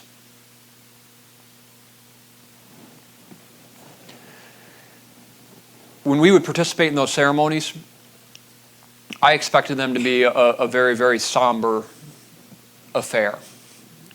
The ceremonies were. As soon as the ceremony was done, the French people would basically drag us back to the town hall. It was on our schedule anyways, it's part of what we were doing. And they would have the town hall would be all set up, tables and chairs. They would have essentially a huge feast. They have open tap, kegs as far as the eye can see. They've got a DJ, they've got the disco lights and the smoke machines and the dance floor and the whole 9 yards. And they want to drink and party and dance the night away and celebrate with the American soldiers. And I didn't get it. I was like, what the heck is all of this nonsense? That's not my cup of tea. I don't really do that. And so I was almost offended. I was like, do they just assume that this is what Americans do? And since they have American guests here, this is what we're going to do, is we're just going to drink and party. And it took about 3 of those ceremonies. I ended up sitting across from a guy that was born and raised in Texas and moved to France, I don't know, 12, 15 years ago, something like that. So obviously his English was perfect because that's the issue. They don't speak any English. I don't speak any French. They sit us like every other one at all these tables. And so we just look at them, we're like, they do the same thing. That's the extent of our interaction. So I ended up sitting across from this guy whose English was fantastic. And I asked him, I was like, hey man, I'll be honest with you, I don't get it. Like, what's the deal here? And he's like, oh yeah. He's like, yeah, okay, here, look. He said, this is how you need to look at this. This is how you need to understand this. He said, in America, we have 4 July 1776. He said, in France, in Normandy, they have 6 June 1944. He said, this is their Independence Day. He said, this nation is free. He said, you need to understand, this nation was ruled by Nazi Germany, the most evil regime of our time, for years before D-Day. He said, the people in Normandy are free. They have liberty today because American soldiers bought it and paid for it in blood. Oh. Yeah, that changes their perspective entirely. Yeah, this is their Independence Day. 6 June 1944 is France's Independence Day. So there were 134,000 Americans that died in that campaign. 3 months. There were 250,000 Allied soldiers that died. And 400,000 Germans. And oh yeah, collateral damage. The Allies inadvertently killed 18,000 French civilians. How many of you are familiar with Saint-Lô, city in France? So there's a very impressive 13th century fortress and a gorgeous cathedral in Saint-Lô. Does anybody remember, people that are familiar with it, do you remember what the nickname for Saint-Lô was post-World War II? It's called the capital of ruins.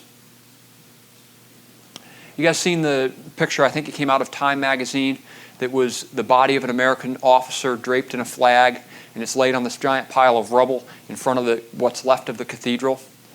That's Saint-Lô.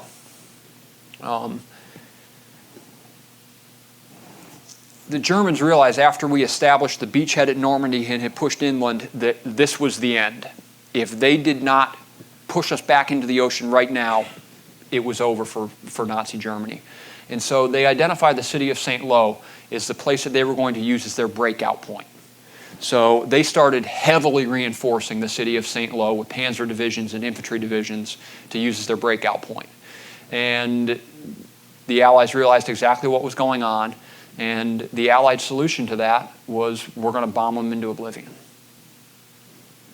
So we ran one of the most extensive bombing campaigns of the war against the French city of St. Lo. We destroyed 95% of the city. If you Google it, you look at the pictures of St. Lo, there is nothing left. There's nothing left. And we killed 3,000 French civilians. Because that was later in the invasion, it's not part of D-Day, which is what we were there for. St. Lo was not one of the stops that we had. I was there with the 29th Infantry Division. The body of the major, they call the Major of St. Lo, that they laid on the cathedral steps. That was a 29th Infantry Division officer. And he was killed trying to get into the city. They actually put his body on the hood of the first Jeep to enter the city so that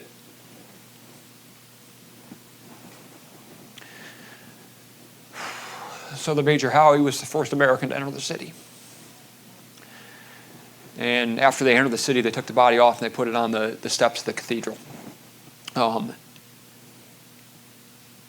Anyway, because it was later in the invasion, that was not one of our scheduled stops, but because I was there with the 29th Infantry Division, Major Howie was 29th Infantry Division, a bunch of the guys really wanted to go to St. Lo.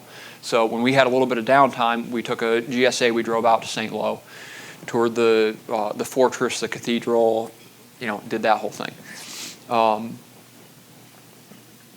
We understand that our currency is very, very valuable anywhere else that we go in the world. So every opportunity that we got, we ate out, we spent money at tourist traps, we always tipped extremely well. We want people to be happy to see us. So while we were in St. Lo, directly adjacent, you've got the huge fortress, the cathedral's on top of the fortress, and there's a street right there. So we went into a restaurant on the street right there where you could see the cathedral, and we didn't spare any expense. We ordered lobster tail and steak and alcohol and the whole 9 yards. I think there were 5 of us. We ran up like a $300 and some odd tab at this restaurant, and they wouldn't let us pay. So we scrounged money. I think we sent one of the guys down the street to an ATM, came up with enough cash that we could far and away pay for the meal and tip and whatever, and left a big wad of cash on the table under a plate and scooted out and headed for our vehicle down the street. And the owner of the restaurant chased us down. They watched what we did, and the moment we walked out the door, he grabbed the pile of cash and ran us down the street and told us, on no uncertain terms, will you do this? You take this back. Don't you dare take this from us. This is our opportunity to pay you back for what your ancestors did. So yeah, we took the cash and shut our mouths. Without experiencing that, Americans just have no ability to understand or comprehend that. We as Americans were entrusted with the finest republic in the history of the world. The Almighty has used this nation in a way that He has never used any other nation in the history of the world. And we were commanded in the imperative to be a good steward of that which we had been entrusted with. It is our job as biblical men to preserve and protect this republic. I said that there were 3 ways that the American church was failing. I talked about 2 of them. The third one is that the American Christian church is completely and utterly failing to build biblical men. Yes. What the American church should be doing is building biblical badasses. And it is failing horribly. How many of you have been in American Christian churches where the idea that Christian men should be weak and effeminate was at the bare minimum accepted, if not promoted? It's pathetic. You can't find it in Scripture. It's not backed up anywhere in Scripture. Again, we're miseducated. We don't know what words like meek mean. Yes, the meek shall inherit the kingdoms of the earth. What does meek mean? Not weak. That's right. It gets interpreted as weak. It's not. Power under control is what a lot of Christian circles will say, although they don't promote that. I think Jordan Peterson has an excellent definition of it. He seems to be a pretty smart guy. He says the word meek would be better translated, those who have swords and know how to use them but keep them sheathed. That paints that an entirely different picture. What about turn the other cheek? I hear that all the time in American Christianity. We're supposed to turn the other cheek, right? Stand up for what you believe in. I would agree with that. I would say that we are supposed to turn the other cheek, but what is that talking about? What if Kenny slaps me? Man to man, he slaps me in the face. That's kind of pathetic, honestly. And it's what? It's an insult. So if Kenny insults me, I should turn to him the other cheek. What if Kenny intends to harm the weak or the innocent? Should I be turning the other cheek? No, that's a whole different thing. And quite honestly, if Kenny slaps me in the face and I look at him and goes, "Is that the best you got?" Why don't you slap the other side too while you're at it? It's kind of mocking him, isn't it? So, as Christian men, when another man insults us personally, we should turn the other cheek. Yes, absolutely. But you have a biblical responsibility, men, to protect the weak and the innocent inside your sphere of influence. So yes, my family. Yes, my church. Yes, my community. What about anywhere that I'm geographically located? Yes. Yep. I have a responsibility to protect the weak and the innocent anywhere that I am physically located. What do I have to have in order to do that? Well, I have to have the right mindset, right? I have to have the right mentality. Training. What about tools? Do I have to have the right tool? You have to be willing and able.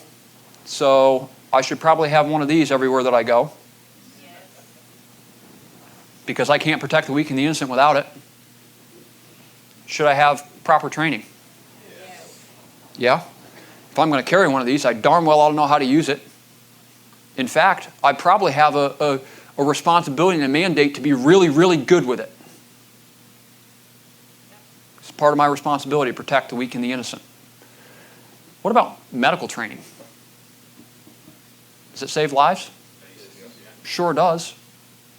Does that protect the weak and the innocent? Everyone, even those who aren't weak and innocent? Yeah. CPR, basic first aid, should I know that stuff? Yeah, I definitely should. Again, part of my responsibility as a man.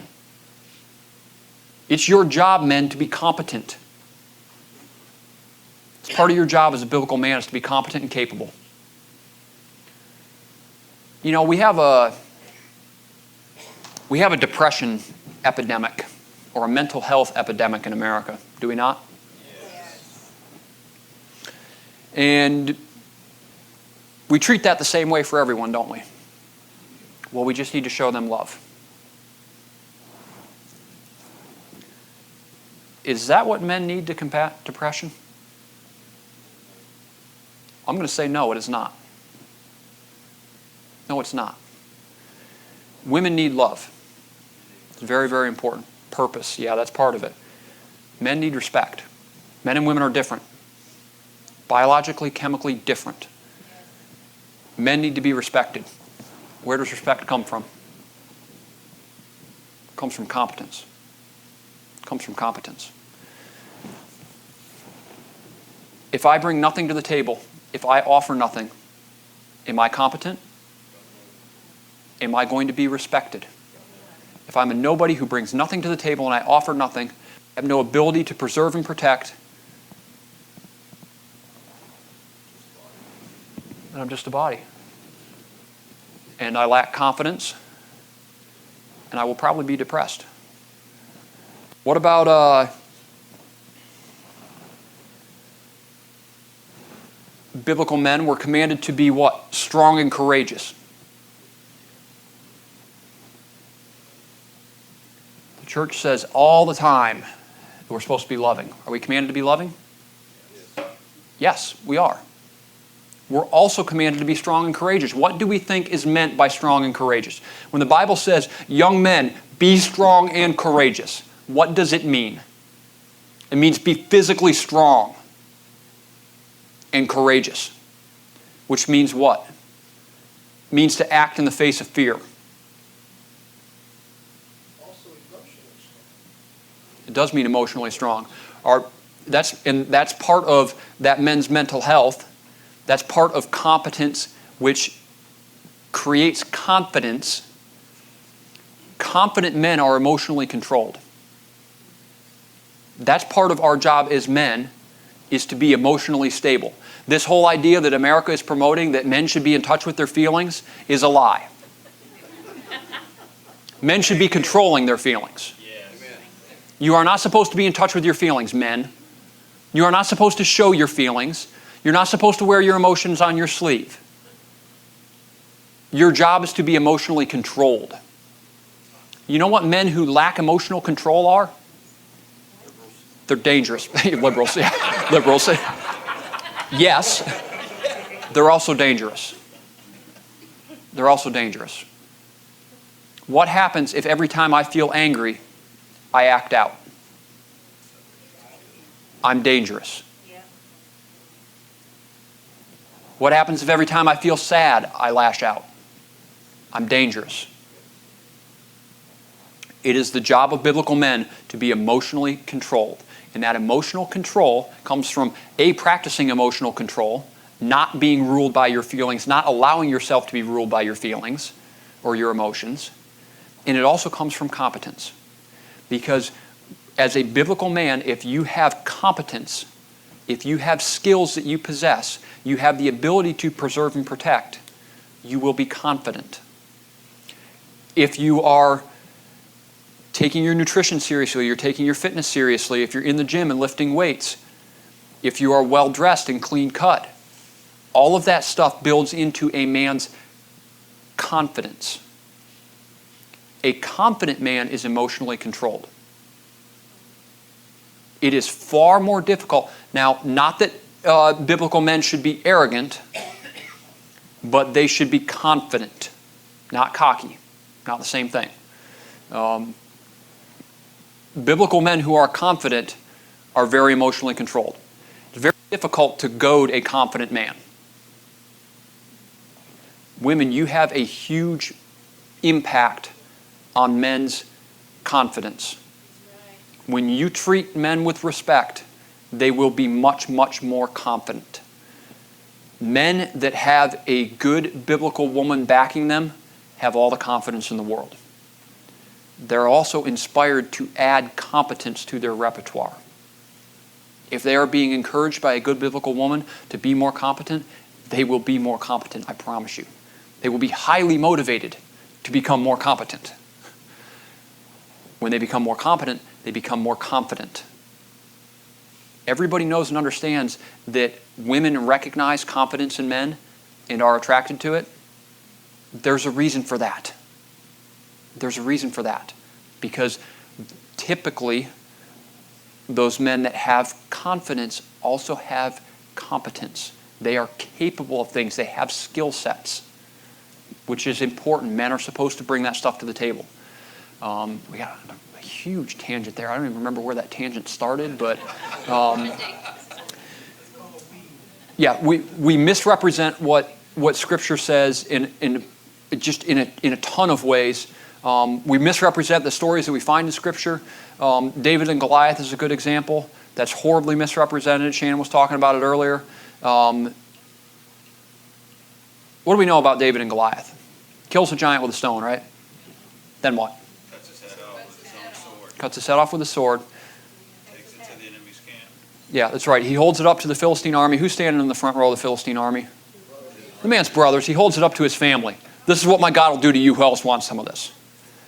Before we even get that far, when David originally hears Goliath challenge the Israelites, what does he say? Who is this piece of garbage? How dare he challenge the armies of the living God?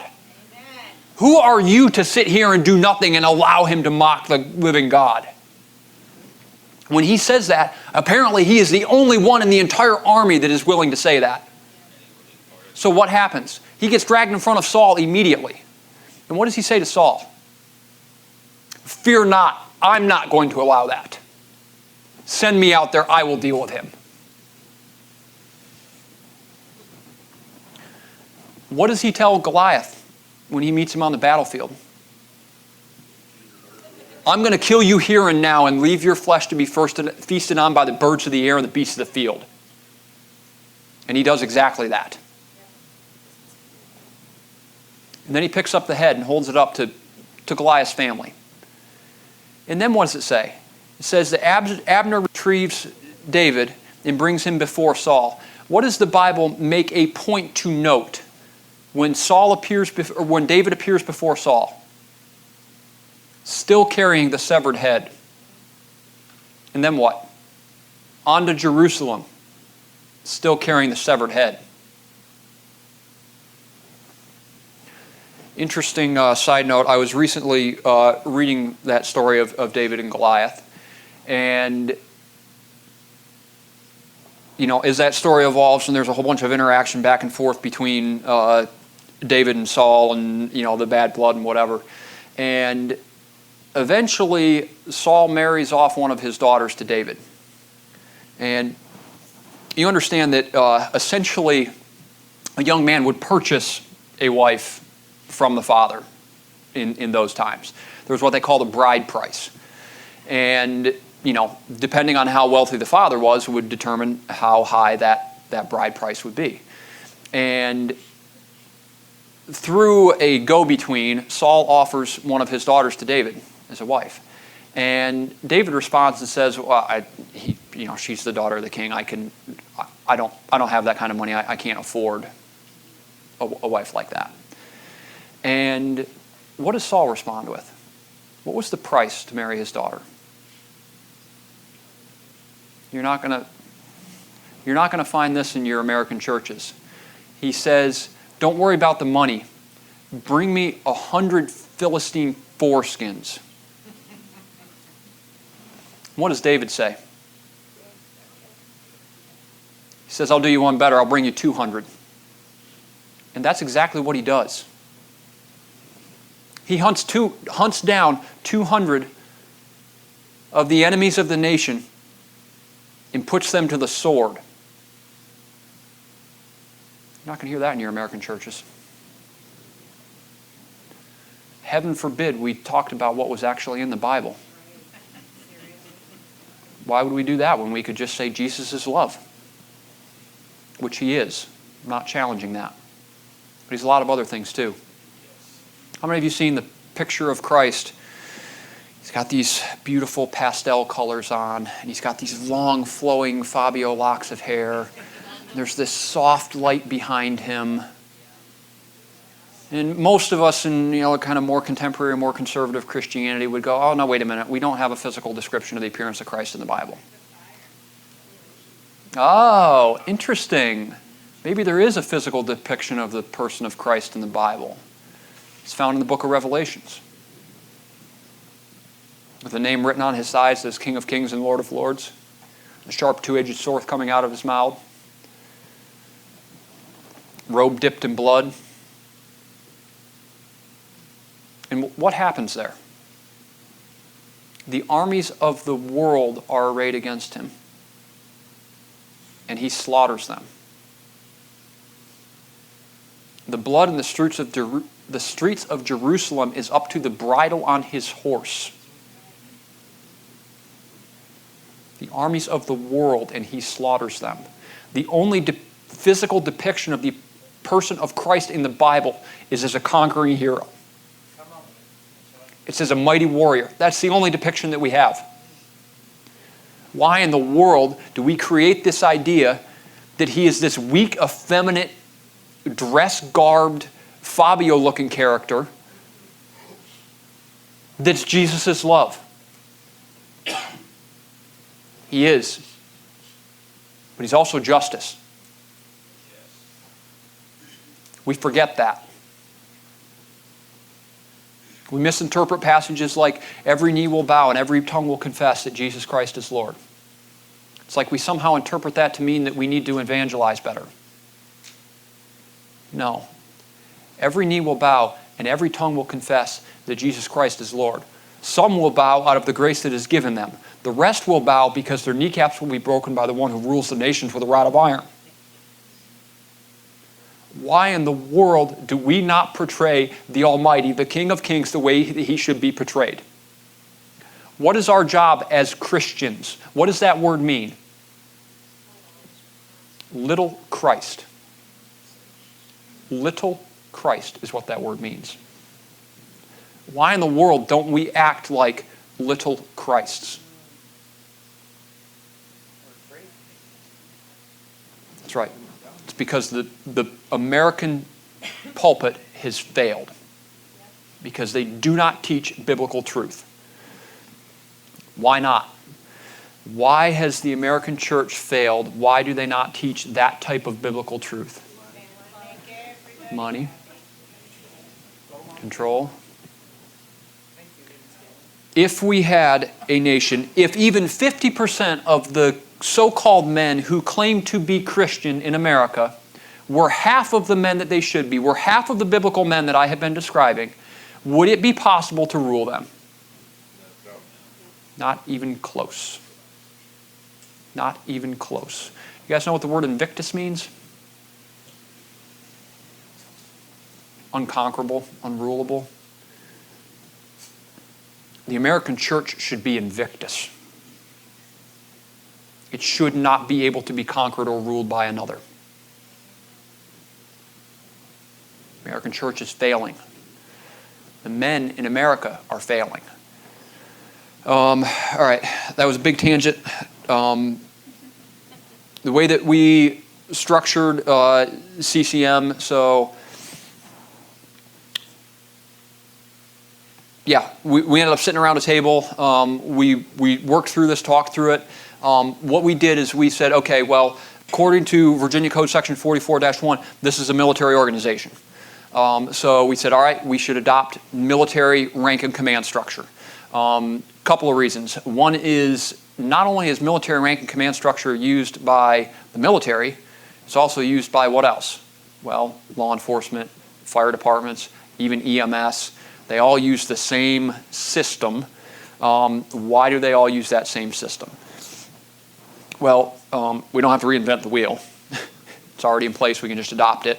Additionally, you have this, I guess, rule of 3 to 5, which is that as a leader, I have the ability to lead, influence, or manage 3 to 5 people, or 3 to 5 organizations, or whatever. And so the military recognizes and utilizes that system. So you have a fire team leader has 3 soldiers that he's responsible for. And then a squad leader has 2 fire team leaders and their soldiers that he's responsible for. And a platoon sergeant has 3 to 4 squad leaders that he's responsible for. And a company commander, company first sergeant have 3 platoons that they're responsible for, and so on and so forth. And it just builds up all the way up. And so we said, okay, well, there's a reason that this system works so well, and if we're going to be a military organization, which according to Virginia Code 44-1, we are, it makes sense to adopt this system. Also, who are we most likely to work with? Fire departments, law enforcement departments, National Guard. It only makes sense that we operate and utilize a system that they are familiar with, that they speak that language. So what we did, I told you guys we have over 500 members. We absolutely do. What are the likelihood of 500 members showing up to anything? Goose egg. Goose egg. Will never, ever happen. I will never get 500 people to show up. What can I realistically field in my locality is about 100 people at any given time. So we said, okay, well, those with a military background, what does 100 people look like? Well, that's about a company-sized element. So we said, okay, we're going to adopt the rank and command structure for a company-sized military element. So if I were to wear rank, which I do not, but if I were to wear rank, I would wear captain's bars. And I am the company commander or the commander for Campbell County Militia. We also have an executive officer, but those who are familiar with military structure understand that companies never operate independently from battalions. Like the smallest element that will ever operate independently is usually a battalion. And the reason for that is a battalion has assets at their disposal like logistics and supply and things like that that companies don't necessarily have at their disposal in the same way. So what we did is we took company level operations, which are what the Army calls S shops, and we attached them to our company sized element. So we have battalion level S shops that are attached to a company sized element. So we have S1, which is administration, S2 is intelligence, S3 is it's operations. We really use it more as training. So it's training and operations, but really what they're heavy on is the training side of it. S4 is supplier logistics. S5, the military doesn't typically use. We do use that, and I think, what does the Army call it? Civil affairs? Yeah, so we basically use it the same way. And actually, Alex is our S5. She is the liaison to other organizations in the area, not necessarily people. So the Republican Party and the Bedford Freedom Fighters and like organizations like yours, stuff like that, she would be the liaison to other organizations. S6 is communications. We also have a medical officer. We have a chaplain. I'm trying to remember if there's anything else appointed. But yeah, that's basically the way that we structured. We have found that, 4 years into this, 5 years into this, whatever it is, 4 years, I guess, this model does work very, very well. Everything that we do, we try to do in a fashion that's measurable and repeatable, because we talked earlier that it means nothing if we have 500 members in Campbell County. In the grand scheme of things, that means nothing. If we have 105 members, or if we have 105 counties that each have 100 or 500 members, well, now it's starting to actually mean something. Now it's starting to actually serve the purpose that it was designed to serve. And so we have been very, very committed and dedicated to doing things in a fashion that is measurable and repeatable, so that we can turn around to other localities and go, here's militia in a box, which is actually what we call our file that has our bylaws and our codes of conduct and all of that kind of stuff, liability release forms and all of that stuff that we have created over years and an enormous amount of pain and suffering to create all of that documentation. So we will happily give that to you guys. What was done, and I was not involved at that stage, but I know what was done, and that's what we have done in other counties that have replicated our model, is formed starting with a muster committee, which is a group of 6 or 8 people. The better connected they are in the community, the better. But their primary job has 2 parts. One is to identify a date, time, and location to have a public muster. I think that it is essential that in order for it to be constitutional militia, it has to be overtly public. It has to be made up of the whole body of the people. And so I believe that public muster is essential. I said that there were, earlier we were talking about the 3/4 characteristics. I never did get to the 4th one. But the first 3 were that it's made up of the whole body of the people, that it's a community support, community service organization, it's not just gunfighters. And the 3rd was the quality of character of the men that led. There is one other thing that I think a militia has to have, and that is that they need to be doggedly pursuing a relationship with county government. You can't make government recognize you. You can't make them do it. But we need to be doggedly pursuing that relationship, because we're not anti-government in any way, shape, form, or manner. So I believe that constitutional militia needs to be doggedly pursuing that relationship, whether it's working to build that relationship or whether it's working on getting a resolution passed, building relationships with sheriffs, and incorporating into your community, because it is a community resource. It is a community asset. We have had a hand in every disaster issue you can think of since the inception of the organization. Basically, right after we formed, we had a riot situation in the city of Lynchburg. We ended up, I'll just tell the story on it. So there was a local restaurant that You guys familiar with the guy that was the governor of Virginia for a while there, Ralph Northam? He's a leftist goon. Apparently in college, he went to a Halloween party or something where he dressed as a black person and painted his face and hands and everything all black. Well, of course, you've got this whole like cultural appropriation thing or whatever. So the conservatives decided it would be very funny to make fun of him for doing that, which I support. I think it was funny. So the president of Liberty University at the time was Jerry Falwell. And Jerry had a mask made to mock the governor that had a screened image. It was that Halloween picture of Ralph Northam on the front of it. And he said, well, if I'm going to have to wear a mask, this is the one that I'm wearing. I'm going to mock the governor while I do it. And the guy that was operating a restaurant, Fifth and Federal in Lynchburg, tweeted on the Fifth and Federal page, hey, Jerry, if you've got any more of those masks, I'd like to buy them off you. I'm going to give them to all the employees down here at the restaurant. They can all wear blackface Northam masks. And well, apparently that's racist. I don't know. And so a whole bunch of people started driving by and throwing things at the restaurant and shouting stuff at the restaurant and whatever. And I had some guys that were eating at the restaurant. And as the night wore on, it started to get where there was like a small group of people that were hanging out on the sidewalk in front of the restaurant and harassing patrons and whatever. And so those two guys were like, hey, you know, for any of the patrons that are here and feel uncomfortable with this, now it's not just the patrons, you've got a whole bunch of staff that are there too. They said, hey, we'll escort you to your vehicles and make sure that, you know, that no one messes with you. Well, apparently there was a lot of people there. And so they started sending text messages like, hey, we're having to escort people to their cars. This is getting like borderline very violent. And, you know, texting buddies there to me like, hey, what are you doing? Could you come down here? You know, I'm not real comfortable with just being two of us.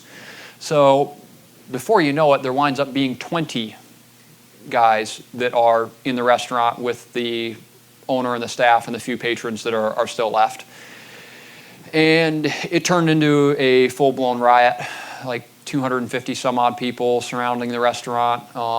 It's Fifth and Federal Station is the name of it. So it used to be a service station. It was adjacent to a car dealership. And so it has those like old school service doors that are all glass, like garage doors, which they have retained because in the summertime they open all those garage doors all the way across the front of the restaurant and it's open onto the patio. Well, they started throwing rocks. They broke all of the glass out of all of those doors as well as all the rest of the glass out of the building. And were saying that they were going to steal the alcohol and burn the place to the ground. Well, there were 20 guys in there with rifles. And so every time that they tried to enter the building, they met the barrel of a rifle and had to turn around. Now, I'm sure you're wondering, where in the world is law enforcement during all of this? Possibly. So they showed up fairly early on. They brought 6 officers, no offense, ladies, 3 of 6 officers were female to a riot. And the mob beat the tar out of 6 officers, hospitalized 2 of them, ransacked and burned 3 police cruisers to the ground, and ran off the law enforcement. So I was on my way back from New York, and so I'm keeping in the loop with my people via cell phone as I drive. And we had guys that, when they realized what was going on, all of our people came out of the woodwork and they mustered at a public park across town. And as the situation continued to devolve and there was still no involvement from law enforcement, they piled into the back of pickup trucks and moved to a location that was like 5 blocks away and restaged. And I'm acting as the go-between between those guys and law enforcement and the guys in the restaurant. And I was keeping law enforcement updated as to where our guys were staged. And I didn't know that law enforcement was doing nothing. I was not aware of that. And I talked to our guys and found out where they were staged at the church. Then I talked to law enforcement and said, hey, my guys moved, they're 5 blocks away, they're staged at this church. Yeah, just tell them to stay there, just stay there. Okay, so then I talked to the guys inside the building again. And they were like, why would they stay there? We haven't seen a cop in 3 hours. I was like, what? He's like, yeah, we haven't seen a cop or a blue light in 3 hours. He said, they sent 6 officers here 3 hours ago. The mob beat the hell out of them and ran them off, and we haven't seen one since. And I was like, okay, that's that. I'm not going to leave my friends to be stoned and burned because law enforcement is saying not to. So I called Wes, he was the co-commander at the time, and said, hey, those guys haven't seen law enforcement in hours. And he said, then we're walking in there to get them. So they took 50 guys in body armor with rifles and marched in a staggered column down a city street. Incidentally, the mob vacates the area. They don't throw rocks at those guys. I don't know why. I mean, I have a suspicion of why.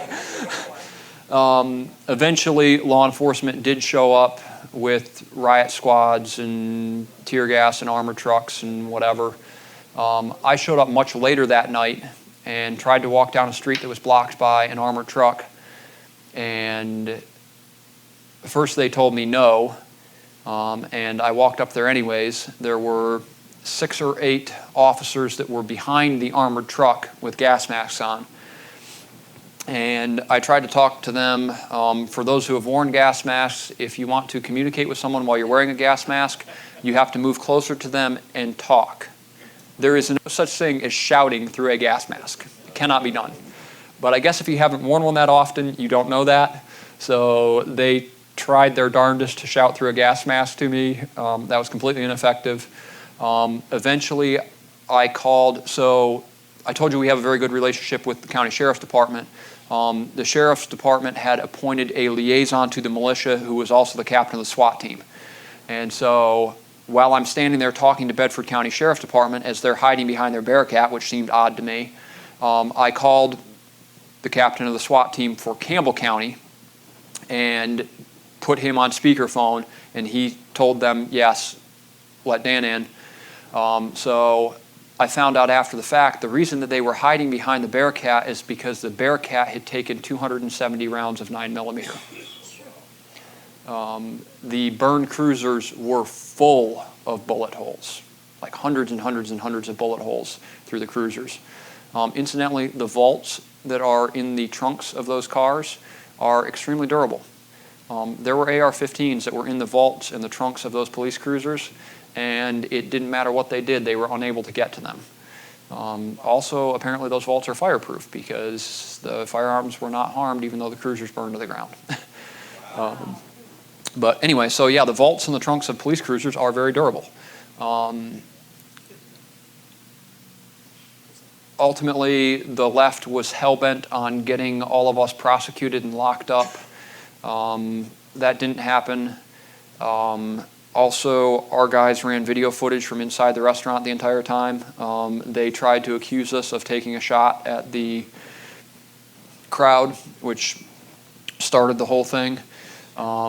What they didn't realize is that we had guys on the roof that were running video footage, and the shot that was taken was one of the rioters throwing a firecracker underneath a vehicle. We caught that on film, and also caught the faces of everyone involved on video footage from like 20 different angles. Ultimately, 20-some people got arrested and went to jail. None of them were ours. All of them were rioters, and they used the video footage that we shot in court as evidence. So yeah, we've had tornadoes. I have a very, very nice letter from the Bedford County Sheriff addressed to Campbell County Militia as a huge thank you for all of the aid and support that we provided to Bedford County when they had a tornado. We brought, I don't know, probably 20 or 30 people. We're there for 4 days total, I believe. I've got some fantastic people. We not only brought manpower, we also brought heavy equipment. 135D John Deere excavators, track loaders, bulldozers, supplied all our own diesel fuel, all our own food, our own water, our own everything. So we're a huge asset there. We have cleared roads for ambulances and fire trucks, because imagine this, when a huge snow and ice storm comes through and takes down all of the power lines and all the trees and blocks all the roads, guess who's overwhelmed? The highway department. They can't get the roads cleared. Guess who can't get through if the roads can't get cleared? Fire and EMS. So we literally had pickup trucks riding in front of the ambulances and the fire trucks with guys on foot with chainsaws, clearing the roads and pushing stuff out of the roads so the fire trucks and ambulances could get through. We had about 20 guys that were down in North Carolina for almost a week. And then for several weeks after that, we had rotating, buddy teams or groups of 3 or 4 or whatever that would be down there on a rotating basis. Basically maintained a presence down there for quite a while. We donated $14,000 worth of heaters that we raised basically from our own organization through Give, Send, Go, and then purchased at cost from a local propane supplier. We delivered 50 100-pound propane bottles that we got donated and then paid to have filled and then delivered, as well as all the work the guys did while they were down there on the search and rescue front.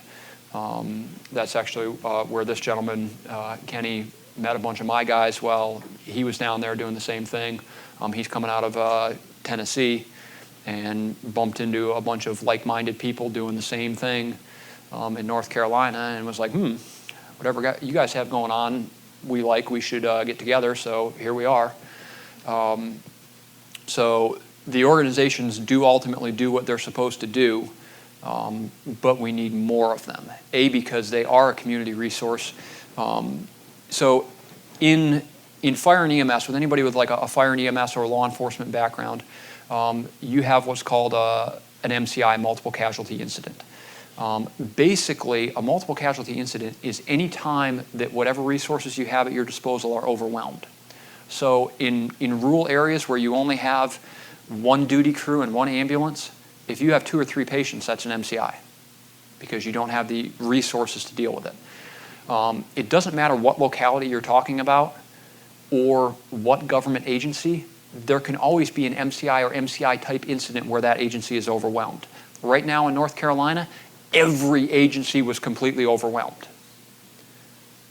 When agencies become completely overwhelmed, they need an additional resource. They need manpower. There has to be a way to offset that or help that. That's what Constitutional Militia provides. Because so Whit Clark is the sheriff for Campbell County. When Whit Clark needs additional manpower for something like parking cars, now, can I do Whit's job? No. Not a law enforcement officer, can't do his job. Can I stand in a riot line with his officers? Not really. Not really. There's some serious liability and insurance issues there. It would have to be an emergency for me to be standing in a riot line with them. But, and the exact same thing is true with military guys. What is a law enforcement officer or a military man thinking about when he's on deployment or when he's standing on a riot line? Family. Bingo. He's thinking about his family. Who is looking after me and mine? So can I stand on a riot line with officers? Probably not. But that officer whose family lives 2 blocks away, can I have a truck parked at the end of their driveway with 2 guys and hand him a business card with cell phone numbers on it? If your wife or kids need anything, you call my guys. They're at the end of your driveway. They're at the end of your street. They're right there. Anything you need, they're there. Does that give him freedom of maneuver to do his job? Give him some peace of mind? Sure does. What about parking cars? Do you have to be a law enforcement officer to park cars in direct traffic? Certainly not. So who does the sheriff call when he needs some extra manpower? When, the Republican convention shows up in town. Who's he call? He calls me. He calls the commander of the militia. Hey, Dan, I could really use 10 or 12 guys to help direct traffic and park cars on Saturday. Can you hook us up? Yeah, of course. It's too easy. So instead of the sheriff having to put out a thing to figure out who's available or try to find people and who knows what level of competency or training that they're going to show up with, he can make one phone call and know that the people that are going to show up are going to be competent and trained and properly equipped. Because he knows that CCM owns a whole bunch of high-vis reflective vests that say CCM on the back, and these little light-up worm things that you can use for directing traffic, and that we have the proper training to do that stuff, so we're not likely to get run over. Huh, interesting. What about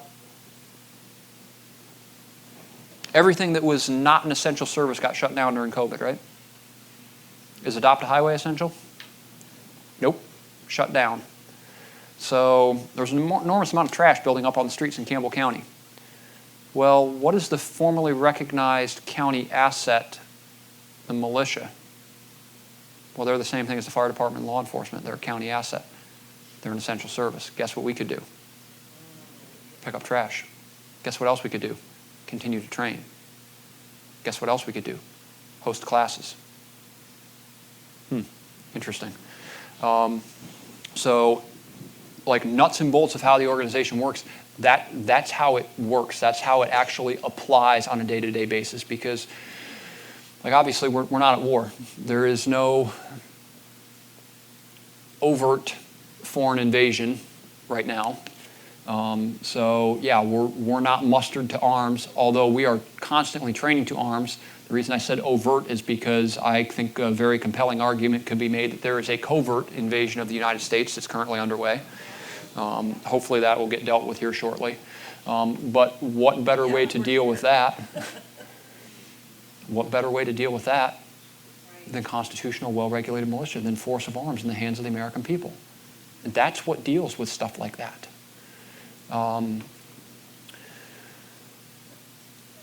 Yeah, as far as also you guys heard me talk about that Board of Supervisors race with Susan Hogg. CCM has a tremendous amount of political capital to spend. Anyone who runs for elected office anywhere in the area, whether it is state, local, or national, they come to us for endorsement. You run for U.S. Congress in the 5th Congressional District, you come to a Campbell County Militia monthly meeting. You run for Virginia House of Delegates, and you are anywhere in that area, you come to a Campbell County Militia meeting. You run for Board of Supervisors, or City Council in the city of Lynchburg, you come to a militia meeting. Because they want our endorsement, because they understand the political capital that we're slinging. There's no other organization in the area that has the political clout and the political influence that Campbell County Militia has. Just based on our numbers and our membership. Just based on the door knocking that we can do. Yes, ma'am? What does a meeting look like? So, yeah, so our regular monthly meeting is just that would be wonderful, thank you. Ours is just like a monthly business meeting. We do financial statement, we do AAR for previous month's training, we do like training announcement for whatever the upcoming month's training is. We'll talk about, during campaign season, we've got politics there. A lot of times there will be politicians there that want an opportunity to address the militia. Now, Campbell County Militia will not endorse a candidate, period. We are apolitical, if there's any such thing in America anymore.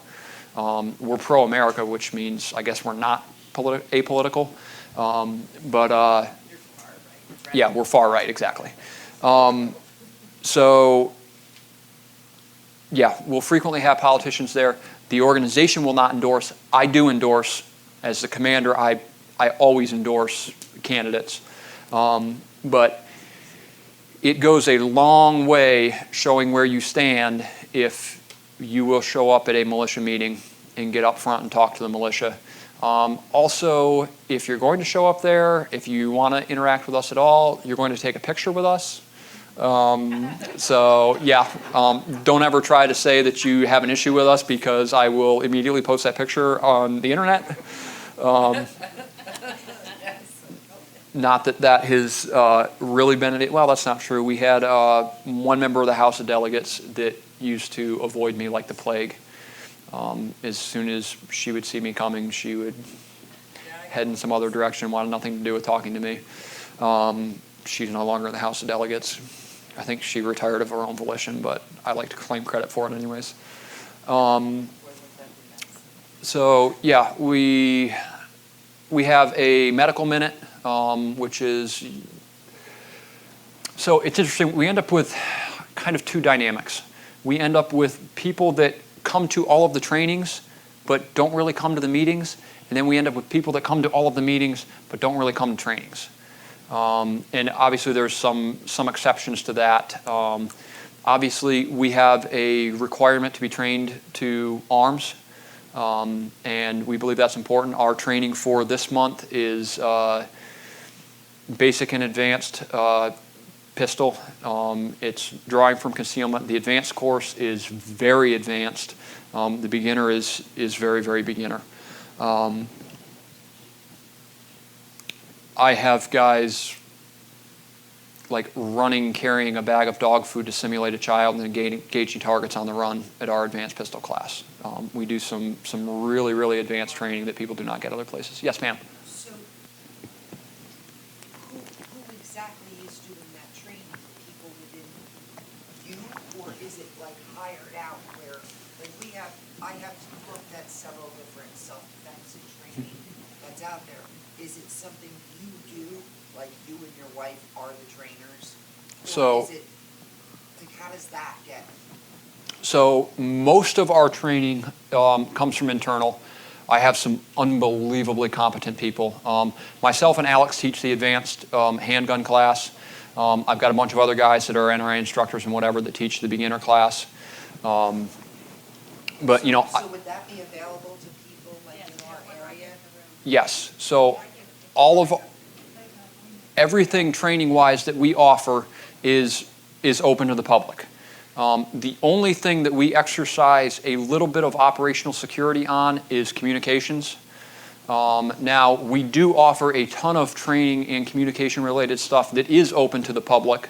Actually, the experience that we had in North Carolina has changed the way that we approach that a little bit. We were moving in the direction of trying to do like mesh network and encrypted communication and stuff like that. And we have since North Carolina heavily prioritized public repeaters. We actually just purchased a repeater. We have access to a 107-foot tall tower. And so we're going to put a public repeater on a 107-foot private tower that anyone can utilize. Now, in order to talk off of the repeater, you have to carry the ham license, which is like a $30 license. It covers you and everyone in your family or household. But what it means is that us or county government, and so what we've done there is, so are you guys spun up at all on radios? Yeah. Yes, okay, some are very spun up. All right, you guys are familiar with the Baofangs? Those little like $25 handheld radios. Those communicate on those bands. Now their range is limited as far as talking out, but they can hear from anywhere, assuming that the repeater has the power to reach them. So where that repeater is located, pushing a legal repeater, which is 50 watt, we can cover the entire county. So we can then tell, because what all of, and I'm assuming the case is the same, here. Fire, EMS, law enforcement, all of that has all moved to truncated encrypted communications radios that you can't hear. You can't talk on their networks, you can't hear their networks, you're just completely in the dark. So what they found in North Carolina is you have all these people spread out all over and there's no way to communicate with them because the cell network is down. Also, there's a problem with cell network, which is that none of us have the ability to pick up a hand mic and broadcast to everyone within hearing distance via cell phone. You can't do that. You have to like a phone tree thing where eventually a text message makes its way all over the county. Whereas you can just pick up a radio and broadcast to 30,000 people all at the same time. So the problem with all of the fire and EMS and all of that is that there is absolutely no way to get their communication system where it can communicate to people. Those radios are like $900 a piece. Yeah. They're outrageous. So what we found from North Carolina is that they're using the amateur radio bands to communicate. And all that takes from people is a $25 investment in a Baofeng radio, and now you can hear at bare minimum. If you're close enough, you can bounce off the repeater and talk back. But at bare minimum, we have the ability to communicate with you.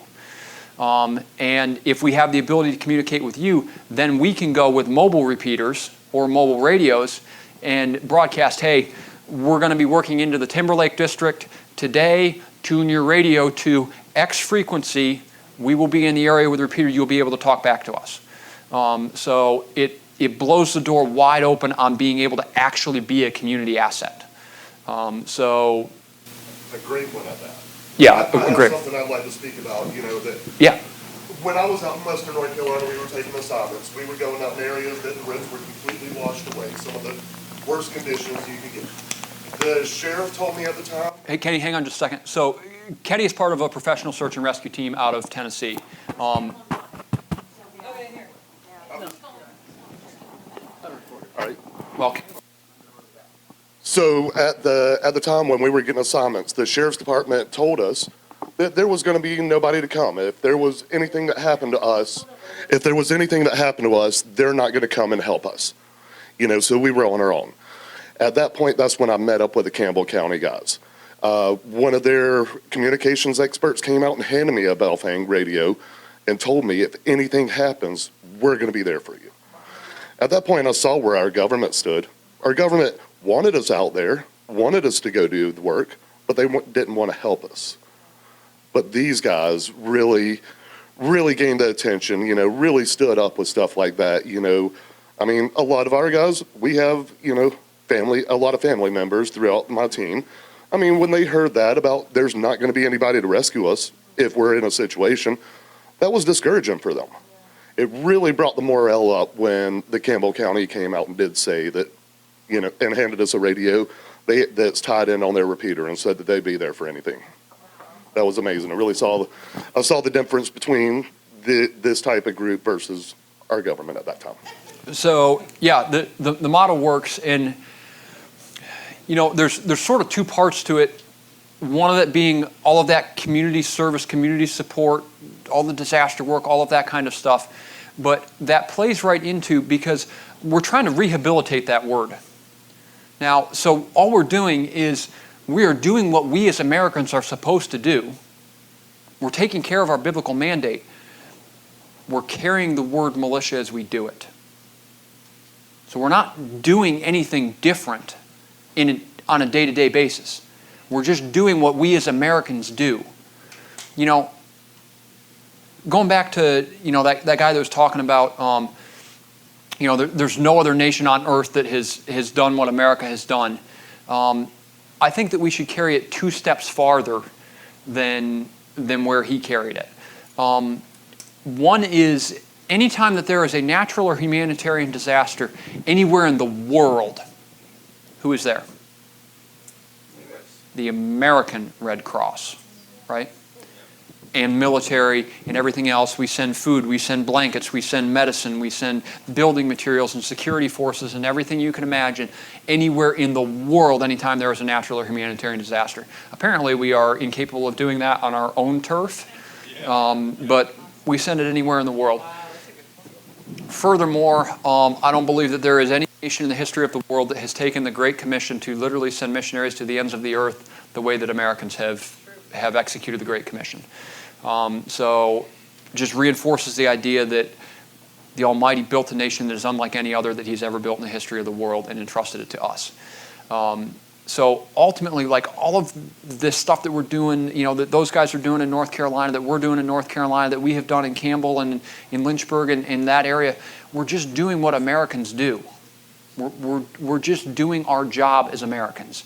And we're doing it with the name militia because it helps to rehabilitate the word, and it helps to put real power back in the hands of people where it belongs so that we continue to have the finest republic in the history of the world.